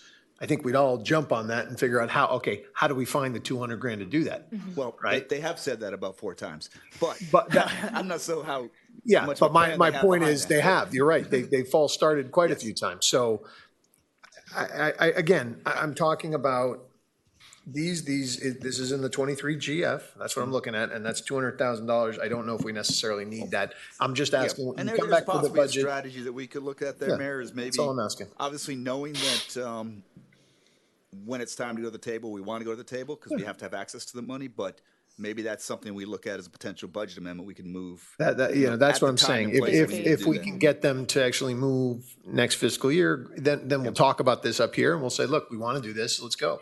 And find the money. Okay, we'll learn more this summer. Right. Obviously, No, I understand. Jeremy I'm worked very just closely with the city. raising my points now. Yeah, and I think it's important points to raise, because tonight we are setting a trim notice, and we all understand that that is not binding in any way, that we Other have than to it's a spend. cap It's on- a cap, it's a right, cap but on it what doesn't we- mean that's what we're going Right. to use. But people are watching and people are nervous, and everyone's being affected by inflation, not just the village budget. Right. So I don't want to, if there's things that we know now are really, we're not going to spend it, then I'd like to contemplate that before setting the trim. Well, at least before setting the budget. Again, you know me on the trim, I think we set it like 8 and Yes. just walk away. But because the trim has no bearing on what we set the millage at in September. I agree 100%, and I think those of us that are sitting up here completely understand that. But, you know, when it hits the street tomorrow, you just don't need to make people unnecessarily nervous. But I think some of the things that we've talked about tonight, I think lends to potential flexibility that we can look at over the summer. And that can help us, we'd like to get back to where we are this year. And that's obviously a goal we'd like to do. So let us take a look at some of those things as we go forward. What about St. Agnes Fields? Yeah, Ed, go ahead. I think in the future, if we receive this a couple weeks, maybe a month before this meeting, we'd have the time to go through line by line of everything that's proposed tonight. We'd be able to meet with all the directors, go through their line by line budget to see how they created it. And if we did that, then we have a much better idea of how to set the trim. Rather than put all this down here, set it at maximum, and as you know, usually we're able to work up and spend more money each year because that's true. We can't spend more, we can spend less. We usually don't spend much less. So in the future, I'd really like to see the information that we have tonight come at least a month or more ahead of time to give all the council members a chance to know all these things. We don't have to ask these questions tonight and waste a lot of time if we had the ability to meet with all the directors and go through everything line by line. Okay, I think that let's see if staff can do that. I think that's a fairly, I know they've been working hard on this. I know it takes a lot of time, but yeah, I think that's a fair request to give us. I'm not saying we should work any harder, I'm just saying. No, I understand what you're saying. You want more time to be able to go over this before the Thursday, before a Tuesday meeting. It's an absolutely valid point. But we'll still have, before the budget hearings, we'll have a lot of We time. will have time before, that's true. We also do have time before the Yeah, budget hearing. He's just saying about But- setting the but- trim notice. Then having these things ahead of time. I hear you. Say, listen, this is not enough, this is too much. Well, why are we even thinking about this? You're never going to say it's too much. No. Every line. Yeah. Well, I think, we'd love to be able to do that. And sometimes, it's hard to begin making a budget until you do your mid-year review. Right. Until you make your budget amendments, which we did just about a month and a half ago. To be fair, we did present this at a council strategy. Yeah. The goals and the actions have not changed. What has changed is that we've actually costed this out. And that takes time. And so, I wish we could have gotten this to the council perhaps Tuesday last Wednesday. Unfortunately, it took a little bit while longer to get the numbers. I think Ed's point is if you can do more, but you did have numbers on the CIP, Ed. To be fair, if these CIP numbers were, I don't recall, but I believe they were part of the packet we got for the strategic. They weren't quite as refined. We could do that. Yeah. Yep. Understood. Yeah, even if it's 2 weeks, that could help us. Not criticizing, all I'm saying is instead of scheduling it in June, whatever today's date, 28th, maybe we should do it in July. So we have a chance to. But we have to get the trim notice in, before July 1? Yeah. Therein lies why we're doing it today. Fine, then we have to get this thing done sooner, else. I mean, reality, we don't even need to tonight's set just a it. workshop, and Yeah. you It have is to a get it by workshop. the end of July, and you guys are gonna be doing it, I think the meeting's on July 26th, so. Oh, the trim notices we're doing on July 26th? Yes. So, yeah. Oh, all right. Well, then his point is valid, although it's killing a bunch of people's vacations. Way to go, Ed. All right. All right. What about St. Agnes Fields? Because I know that there's some talk. It's there. It's in 22. It's in Yeah, it's 22, but it's 300,000. And if we're looking at doing something that's a other than different- sod, Oh, you're talking about the state, that's the actually leasing. that's in the. Remember, we're just looking at budget here, right here. It's actually out in the programming. Yeah, they need immediate repairs currently. that's repairs. But I think there's some interest in doing what they did in this field here, where they use the artificial turf because of it's just getting torn up like crazy. Yeah. If we were to do that, is there a capital improvement area for that? We as a do. possibility? It's actually, she'll go over it. It's actually It's in later years. Go Yeah. ahead. So in the out Sorry. years. Yep. you can go to the next slide, which is really just high level. 24, 25, 28? It should be sort of a bar graph that kind of shows you The different funding mechanisms. kind of an overview slide. Do you Can we have go to the that? next slide, Benjamin? Come on, man. Yeah. She's working hard up here and you're just sitting down. What are you doing? I know, I did so well for him. Yeah. So this puts a little bit of it in perspective. You see it visually, sort of where these different buckets fall in relationship to each other.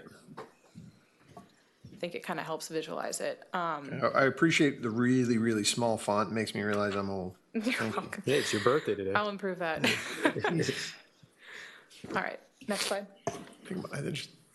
So this. Just in case it wasn't small enough. Yeah, exactly. No, that's what I'm talking about. The next one. The isn't capital, meant to be- the one, okay, capital improvement budget year fiscal, I could handle that one. This one's I can't insane. read this either, so just to make you feel better, this is just to I give can you read an it idea. perfectly. What, do you bring a microscope? No, I can see it perfectly. Yeah, I'm the same way. I can see really well. I just can't see anything far away. Yeah, I'm the same way. It's good, you guys. Take off the glasses. This is to give an idea of what we have planned out from 2024 through 2028. And it follows our strategic plan. A lot of these projects are related to the bond and the kinds of projects we would be using that money for. It's really just for your information. This is essentially our attempt at accurately costing out, even though we're projecting really far ahead for a lot of these. And a 5% inflation was added each year, compounding, which is a very conservative inflation rate given the last couple of years, but we just wanted to be safe with that. I know it's not legible, so we can go to the next slide. Looks great. Yeah. Don't There's worry. a lot of numbers and letters, so it colors. It looks For people professionally watching done. this at home, this is online. Yeah, it is online. It You is can- online. Next to the meeting where you click the agenda. Yes, getting bigger I for think you. you can zoom in a little too if you need. I haven't seen anything that's not a highly worthy project. I haven't seen anything. That's so the really it's, hard yeah. part. It's really hard to make decisions when No, it's all everything is good. very valuable. Yep. It's true enough. The next is just a little bit of a zoom into 24, 25, which are a little bit closer to us in planning years. You'll see, I think, some of the St. Agnes replacement and mast turf replacements are on there based on what you just described. There's beach and dune renourishment.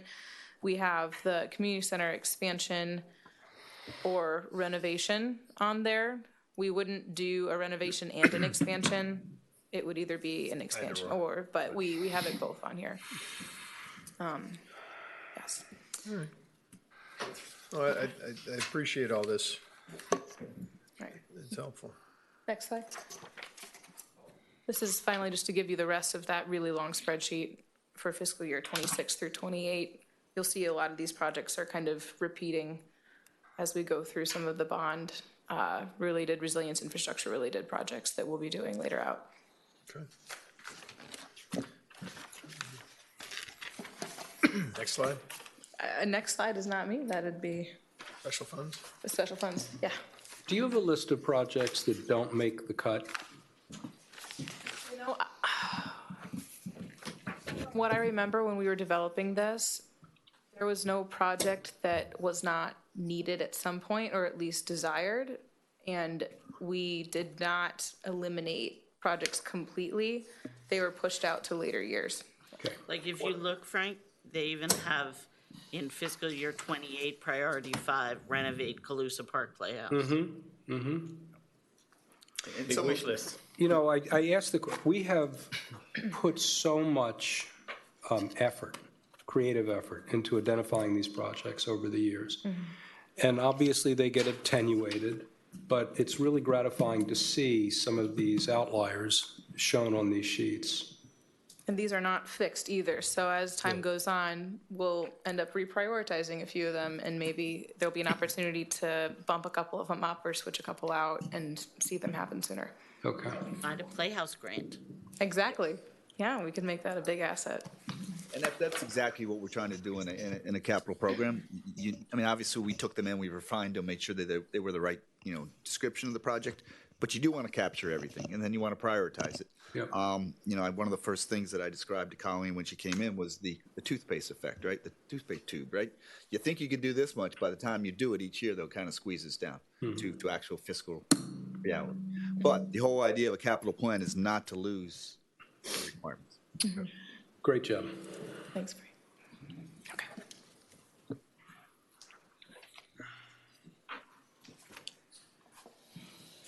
All right, so even though these do not have an impact on the millage rate, I did want to give a report on some of our other either special revenue or enterprise funds, so you guys are aware of kind of what's going on in them. So the first one is the Transportation Special Revenue Fund. That's where we collect local options gas taxes, roughly about $200,000, and the Transportation CITT surtax. The good news is because CITT surtax is the half-cent sales tax, because of the booming economy and spending, we're actually receiving more surtax dollars than anticipated. And I think in the Public Works slide, Dr. Samimi mentioned about enhancing freebie. So we'd like to use some of that additional surtax dollars and add an additional freebie to cut down on the wait times. Second fund is the PROS Land Trust Fund. I'm projecting the end of 22 as about $3.5 million, depending on where we set the millage and collect ad valorem taxes. That, just so everyone understands, it receives 1% of ad valorem taxes. Generally, it's going to be, depending on where we set it, $250,000 to $260,000, $270,000 a year. So that fund by the end of 23 could get in the high threes or low 4 millions. The third one is the Building Special Revenue Fund. I'll get to that on the next slide. We had a lot of discussion on that today. And then funds 4 and 5 are the enterprise funds. We have the Stormwater Enterprise Fund, which collects the stormwater ERU fee. At our next council meeting, we'll be bringing an item that was tabled in terms of how to split that pie of fees and kind of change our methodology without changing the actual total amount collected. The village is agnostic. We'll receive the same, but we'll talk about a more equitable way to split the pie. That Stormwater Enterprise Fund will also fund, if you looked at some of Colleen's slides on the CIP, some of the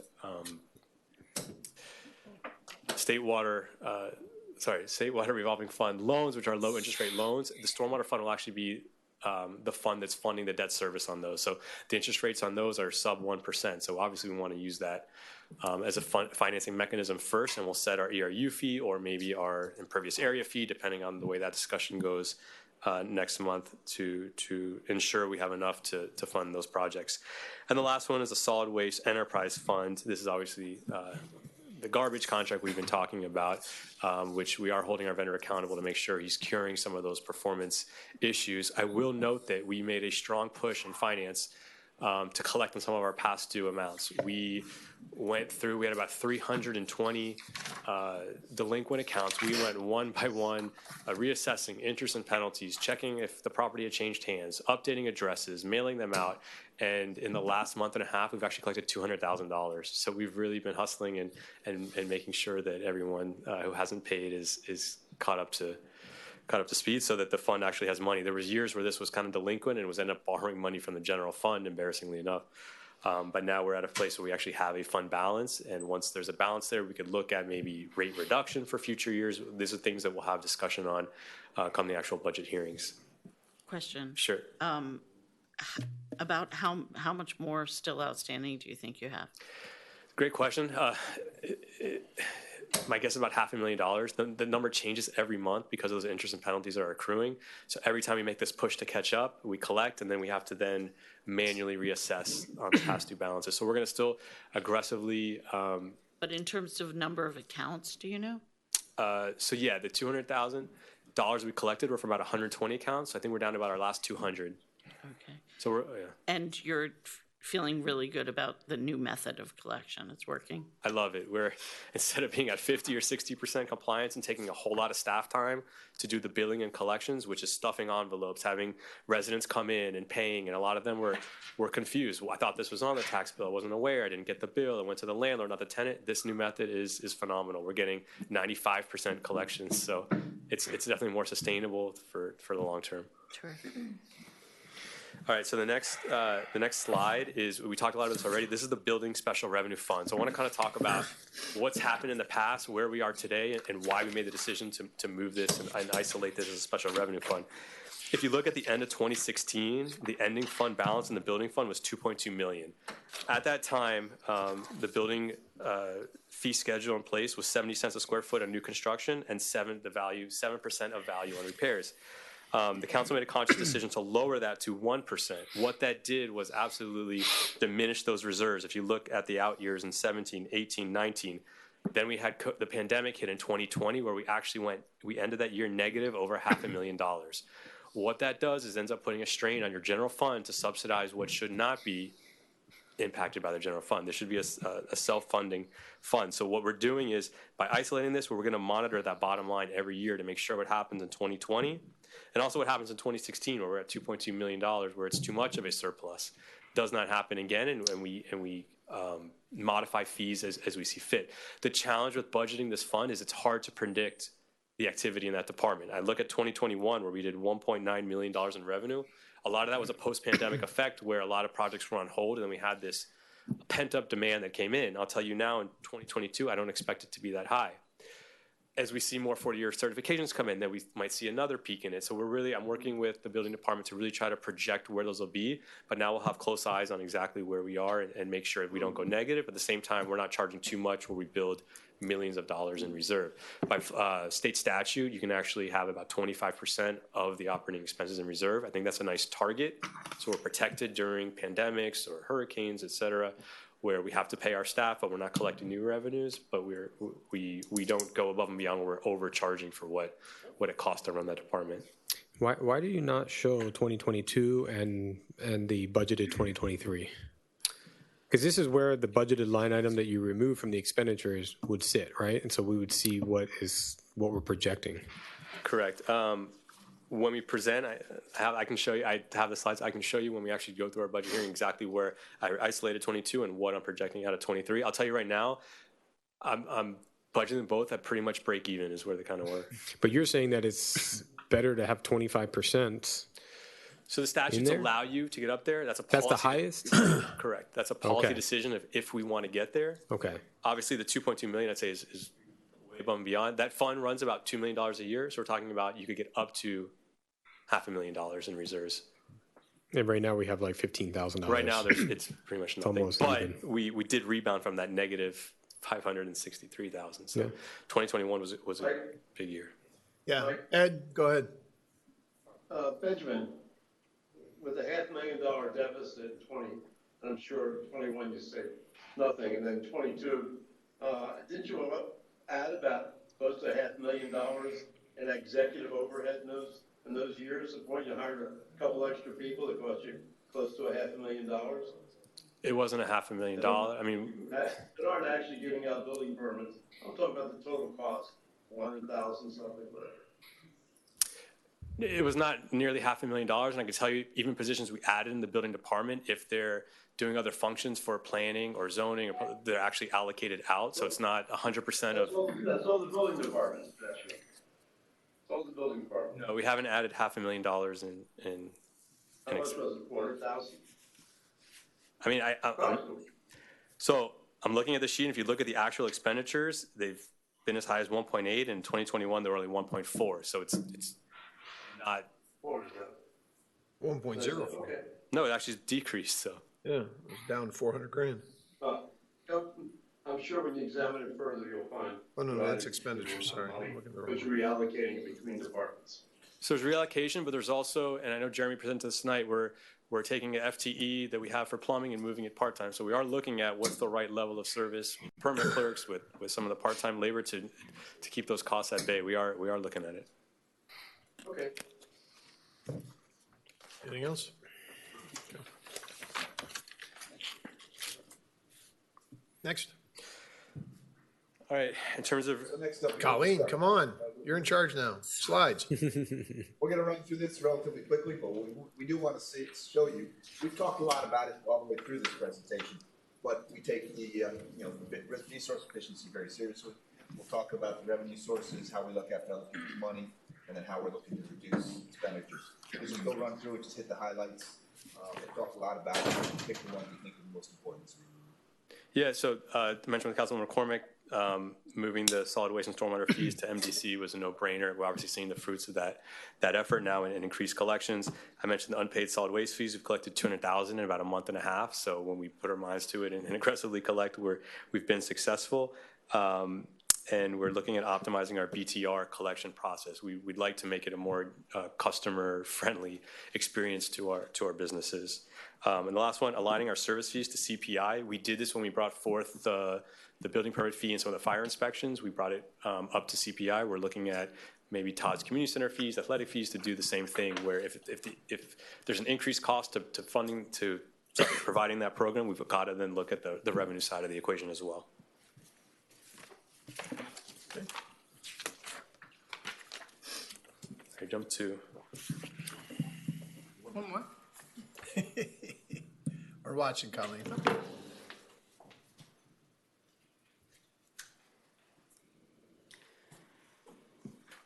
Okay, so this is basically to go over a few of the details related to other people's money, county, state, federal, that kind of thing. We are using about 2.8 million of the ARPA in the fiscal year 23 projects. The rest are put on the fiscal year 22 projects, so we'll be completely using all of that within those 2 years, or at least encumbering it by then. The grant requests, the 350,000, actually let me use this. Speak more specifically to that. The police chief described the find grant. That's a part of that 350,000. We also have a few other grants we're going after for FERDAPS, LWCF, RTP. A lot of the parks projects on fiscal year 23 are going to be using some of those, and we'll be pursuing them in fiscal year 23. The bonds, as you saw, 2.35 million for the general obligation bond is what we've stacked in that column so far. We want to wait till we get to 5 at least before we open that up. And as Benjamin described, we're not using any of the stormwater revenue because we want to save that for the state revolving loan fund for the stormwater projects. And reimbursement, Juan Gutierrez, our HR director, has been working diligently to be reimbursed for Michael and Irma and COVID. He's making really good progress with that, and we should be seeing a few more reimbursements come online within the next year. And some partnerships that we are pursuing, the water quality pilot project that Roland described at the pre-budget meeting.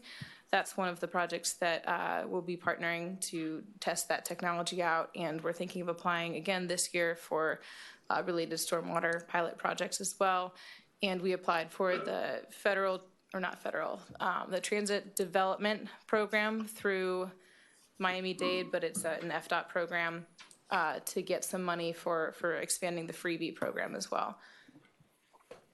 And as we've mentioned before, there's direct appropriations from the county, state, and federal, and we are continuing to apply for those. There's a new second round of appropriations in July that we will be putting in some applications for as well for some programs. Awesome. Mm-hmm. Keep going after their money. I know, gotta get it. All right. The next slide, it's a continuation, reducing of expenditures. I want to tell you guys some of the stuff that's going on right now. We just listed an RFP for our health insurance broker fee. Our previous broker was on a commission base, so as you can imagine, as insurance costs rise, their commission rises as well. So the way we restructured this one is we put it out with a flat fee. And after already looking at some of the proposals that came in, we're going to probably save about $45,000, $50,000 just by, we had maybe 10 respondents to that RFP. So I'm really looking forward to awarding that contract over the summer. And if we're able to save on health insurance costs, you'll see every department expenditure go down accordingly as that cost is allocated by the employees. So that's an example of this competition process and RFP process working. The same for property and liability insurance rates. We've had a long time broker. We're actually looking at quoting with other companies as well to make sure we're getting the best rate, even in a rising environment. We can hopefully keep those costs, mitigate those increases. Last one is reduction of pension costs. So this one you'll see in personnel for both fire and police. Because of the strong stock market activity in the last 2 years after the pandemic, it actually is reducing the employer contribution as a percentage of payroll costs. So we're actually going to be benefiting from that. Obviously, we know we used the evaluation at 9/30/2021 for the 2023 budget. Markets were probably at an all-time high when that happened. We obviously know they've been lower since then.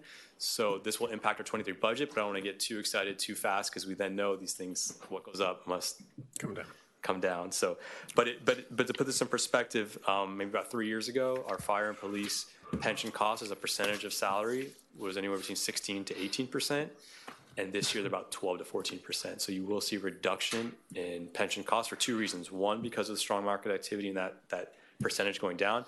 The other is because of our long tenured public safety employees. A lot of them are already in the drop. And when they're in the drop, the village no longer makes those pension contributions. So when we get to those detailed budgets and the further hearings, that's what you will see. The other one I'm working on is analyzing our merchant fee percentage. So this is a catch-22. We want to move more services online to our customers to make it easier to pay for BTR online. The other side of that is there's a cost to doing that. So yes, collecting a check is an antiquated process, but it is a lot cheaper than accepting credit cards. So I want to make sure our credit card merchant rates are in place before we then turn on these features to make community center BTR payments online. So we have the best contract in place where we're not getting, 3% charges, and hopefully the village will bear the cost of doing that and not pass it as a service fee back on to I don't think we want to pass it on to the residents ultimately. So we want to make sure we got those agreements in place before we turn the switch on. And lastly, we're looking at all of our expenses, our telecom, our utility. We're actually doing an audit of those right now to make sure we're just getting best rates. All right, second to last slide. I had one question on that one. The reducing health insurance brokerage fee and insurance rates, are you looking to change plans? So we changed plans as a last resort. We don't want to disrupt. Because you recently changed. About 2 years ago? Yeah. Because there was such a significant, when possible, that's our last resort. Where I'd like to save now is on the actual broker commission, where we keep our health insurance the same. There's no disruption. We just save on the commission. If it comes back where the broker goes out to bid and there's one that's significantly less cost with the same coverage, it's something we're sensitive about. We would consider, but that's something we do as last resort. Okay, because I think that's a lot to ask of employees to change so often. Okay. And we don't take that lightly. We make sure that the local hospital system, people's doctors, we involve the unions to make sure if we were going to go that route, but we don't want to. But if the savings are significant, we'll at least consider. Yeah. Benjamin? Yes. Are we looking at self-insuring and then insuring, self-insuring for health insurance? So when this broker RFP just went out, when we end up awarding that contract, I want them to bring every possible type of insurance to us, whether that's self-insuring, whether it's being fully insured. There's also, I've learned more about this industry, there's variations in the middle, so I want them to bring forward different plans to see what makes the most sense for us. But all options will be on the table. The reason I break that up because when you're looking at brokers, there's certain brokers that specialize in self-insured plans for companies, and most brokers don't. So we want to make sure that people you're considering have that experience, have the network, and basically get the third-party people who administer that TPAs, so that you consider when you're making a decision on what broker's going to be. So self-insurance, we've looked at, I know for an FTE count of slightly over 100, we're a small employer, but there's a lot of risk to be self-insured with such a small pool if you have 2 or 3 major incidents, but obviously all options are on the table. You reinsure over a certain amount, reinsure say over 50,000, you'd reinsure. No, great points, and we're definitely looking at all of that to keep the costs down. Thank you. Okay, second to last slide. This is the FY23 budget roll-up. So here you'll see the revenues already talked about. Here's the roll-up of the department expenditures. I know for this meeting, we didn't dive deep into what's making up those totals. However, we do Workshop, not a meeting. Workshop. However, we do obviously have those support schedules internally, which helped us get to these numbers when analyzing. We in terms of the process, Steve, myself, met with every department director multiple times, going line by line, ensuring that A, they fit our goals and objectives that Steve outlined in the beginning, and 2, we make sure if there's any costs that jump out or we could negotiate that those are getting addressed. So here's the roll-up total. Once again, you notice on the revenue side, charges for services, the building permit fees are out of licenses and permits, but also you see 0 for building department expenses on the expenditure side. Another thing that will jump out, community group shows 0. We didn't do away with that funding. As we mentioned earlier, those expenses are now being put in different departments. The majority in Parks and Rec, police has some, and the administration has taken on those as well at the same amounts as last year. We can obviously discuss about increasing those for CPI as well, but they didn't just disappear. They're in other funds. So I want to be very clear about that. On the bottom half, you see the grant revenue. That 3.2 is that year's ARPA. And then transferred out to the CIP fund is the 3.2 plus another $1.8 million for that left-hand column of the CIP, which we're talking about. If you wanted to change the millage rate, there's transfers to CIP, there's operational stuff, and we could obviously have that policy discussion as to what you want the administration to look at. Okay. Yeah, so I have some, once I got to this one, this is where I was like, okay, now we're at the meat, but from the budgeting standpoint, how we budget, this is where I really want to dive in. And I know, you and I had a conversation today about it. I talked to Steve about it as well. And I think that obviously, yeah, we have to compare last year to this year of actuals, how we actually budgeted. But I think we need another set where, if we're going to take out one of them, the debt service, I think that needs to be taken down out of a line and taken out. The second one is if we're removing the building this year, we need to show historically that we are removing that both on the income and the expenditure historically, so we can compare apples to apples, right? Because we're not looking exactly, because it's in a new fund, right? So there's a big break just from this year to last year. So if you take those two things out, the expenditures is actually a 7% increase, not a 2% increase, right? So I think it's good that, when we do this from our standpoint, from a policy standpoint, to really understand that this is not 2%, and we don't have to do the calculations and everything to figure that out. We can do that. It could be already done for us. The other thing that, would be very interesting out of this 7%, what we did at the beginning was that we have commitments to personnel by contract. What percentage of that 7% we don't have discretion with, right? So you come back and say, well, 4% of it is all by contract. The only thing you can do is reduce the amount of employees or whatever. That's all we have discretion, but we can't say, okay, well, people aren't going to receive COLA because they have to receive them. So and the steps too, and the steps and everything that's in there, and that all insurance, it gets hit with that, retirement gets hit with that, everything. It's all in the benefits. So there's a percentage of this that we have no control at this point. So what part of it do we have control of? And then I think that the second thing is you guys mentioned it very clearly that there is backup information. I really don't want to get this at the end of August, like 2 weeks before. We're going into hearings. We got to get this like next week and start looking at the line items, because I want to know how we're getting to these numbers also, so I can start making notes, what Councilmember London said, so we have time to come and sit with you guys, meet with you. You guys have the numbers internally, but we got to get them to set the policy, and I don't want to do that in getting it on Thursday and going into the hearing, because I just don't think it's right, especially if you have the numbers right now, right? So I think the question is, when are we going to get that backup information of all the breakdown that we can start reviewing? So yeah, we have the support now. Obviously, those are still estimates. We created this That's back fine. in March It's a or April, workshop. 6 months into the year. So, That's but obviously, fine. I'd encourage you. I'm always available, manager as well, if you'd like, or any department director. We do have Then sit. sheets. Each of these departments then has a sheet which obviously shows discretionary, non-discretionary, like you were asking about, which is personnel and which is not. To talk about where we can make those decisions, and even further, we have detailed line items as to what exactly is making up each of those totals. So that's something that we could have discussions on much earlier if needed. Yeah, and I think that the other thing that I really liked about the presentation at the beginning is it's very strategically focused budget, right? You guys went through a very good presentation about these are the strategies, this is what we want to implement. Obviously, it's a wish list of everything, and we're going to have to make the hard decisions saying, okay, well, let's do this, but maybe not that this year, and we'll have to make some decisions. But when it comes to budgeting, it would be very interesting in saying, if these are our strategies, what kind of costs are associated with each of those strategies? So we can also make some decisions on saying, hey, we're going to throw that one forward 1 year, but we definitely want to get this one done this year. That can help us make those decisions also. So if something, maybe that's another way of breaking it down a little bit based on the strategies. Because I thought, so far, I thought this was a great workshop and very high level policy strategy look at everything. But we still got to get in those numbers. I don't want to sit here. I mean, we used to do it line item by line item, which was crazy. Not now.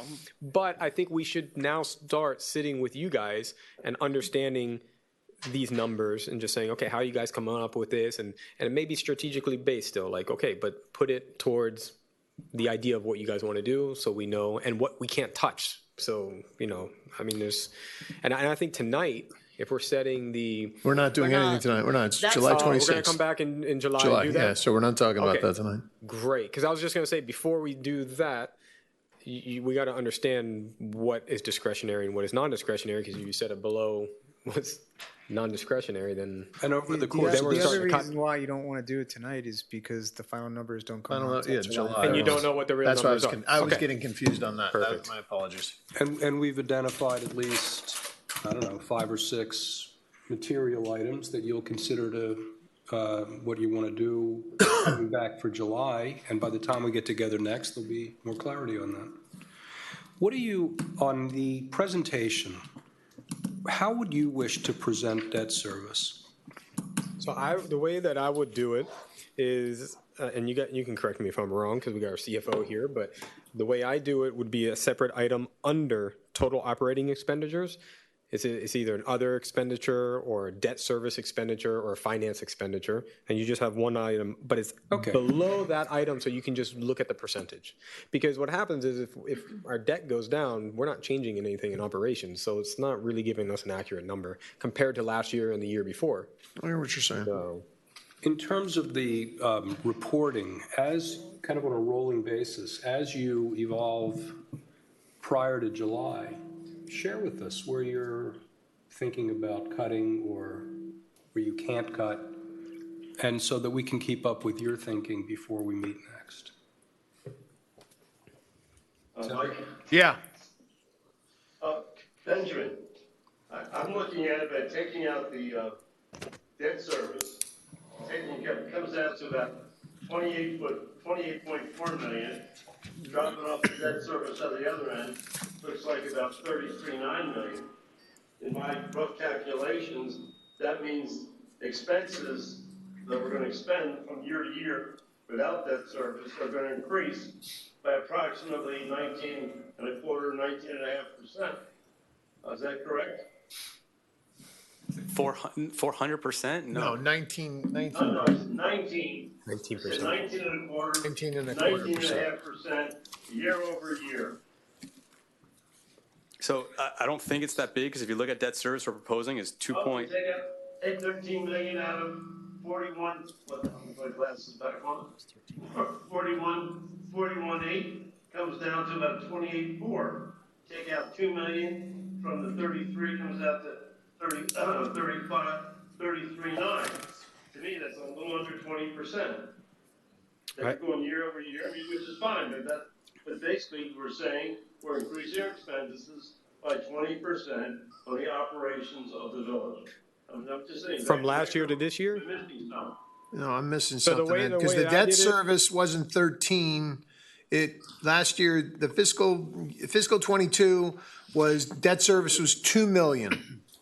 Now, there's an easier. Actual debt service, 13 So million. That's 21. You want to say the reason that number is so high? The refinancing. I'm looking 21, Yeah. Yeah, but that's an anomaly because our debt service in 19 and 20 was about 4.2, 4.1. That's 13 million. There's got to be some sort of explanation. I think Benjamin's about to give it to us. The explanation is we did some refinancing, which Benjamin did, which saved us a lot of money, but we basically amortized. Oh, I see what you're saying. So it was really 28 as opposed to 41. The actual thing we're concerned about is what is the interest cost? Not what you're paying back principal. Right. Because that basically, what is the interest cost? That's what we're talking about. Okay. So if you had debt service and you list the interest cost here, but in cash flow, you look at amortization of debt. I think it was a much better idea. Okay. You understand what he's talking about? I did, and also if you're looking at a 21 actual, I think we're also getting penalized for a lot of things that happened during the pandemic. Look, the community center was $1 million lower because we didn't have it open and we had less staff funding. And so I want to be very clear that just because we budgeted, we don't spend it just because it's budgeted. We put the actual operations in place. So I don't think we should be penalized for spending less than budgeted in 2021 and using that as a. Never penalized for spending less. All I'm saying is that with these little numbers. It's hard for me to read it. It looks like to me it's up, at 19 to 20%. Yeah. From 21 to propose 23. And this is why you don't put debt service in there because you see how it throws it all over the place. I don't have the actual for 22. I only have the budget. That's when I'm looking at that number. Okay. Thank you all. Appreciate it. Very Thank informative. you very much. Thanks for everybody for coming out. Very We're informative. adjourned. Bravo, great presentation, and thank you. Well done.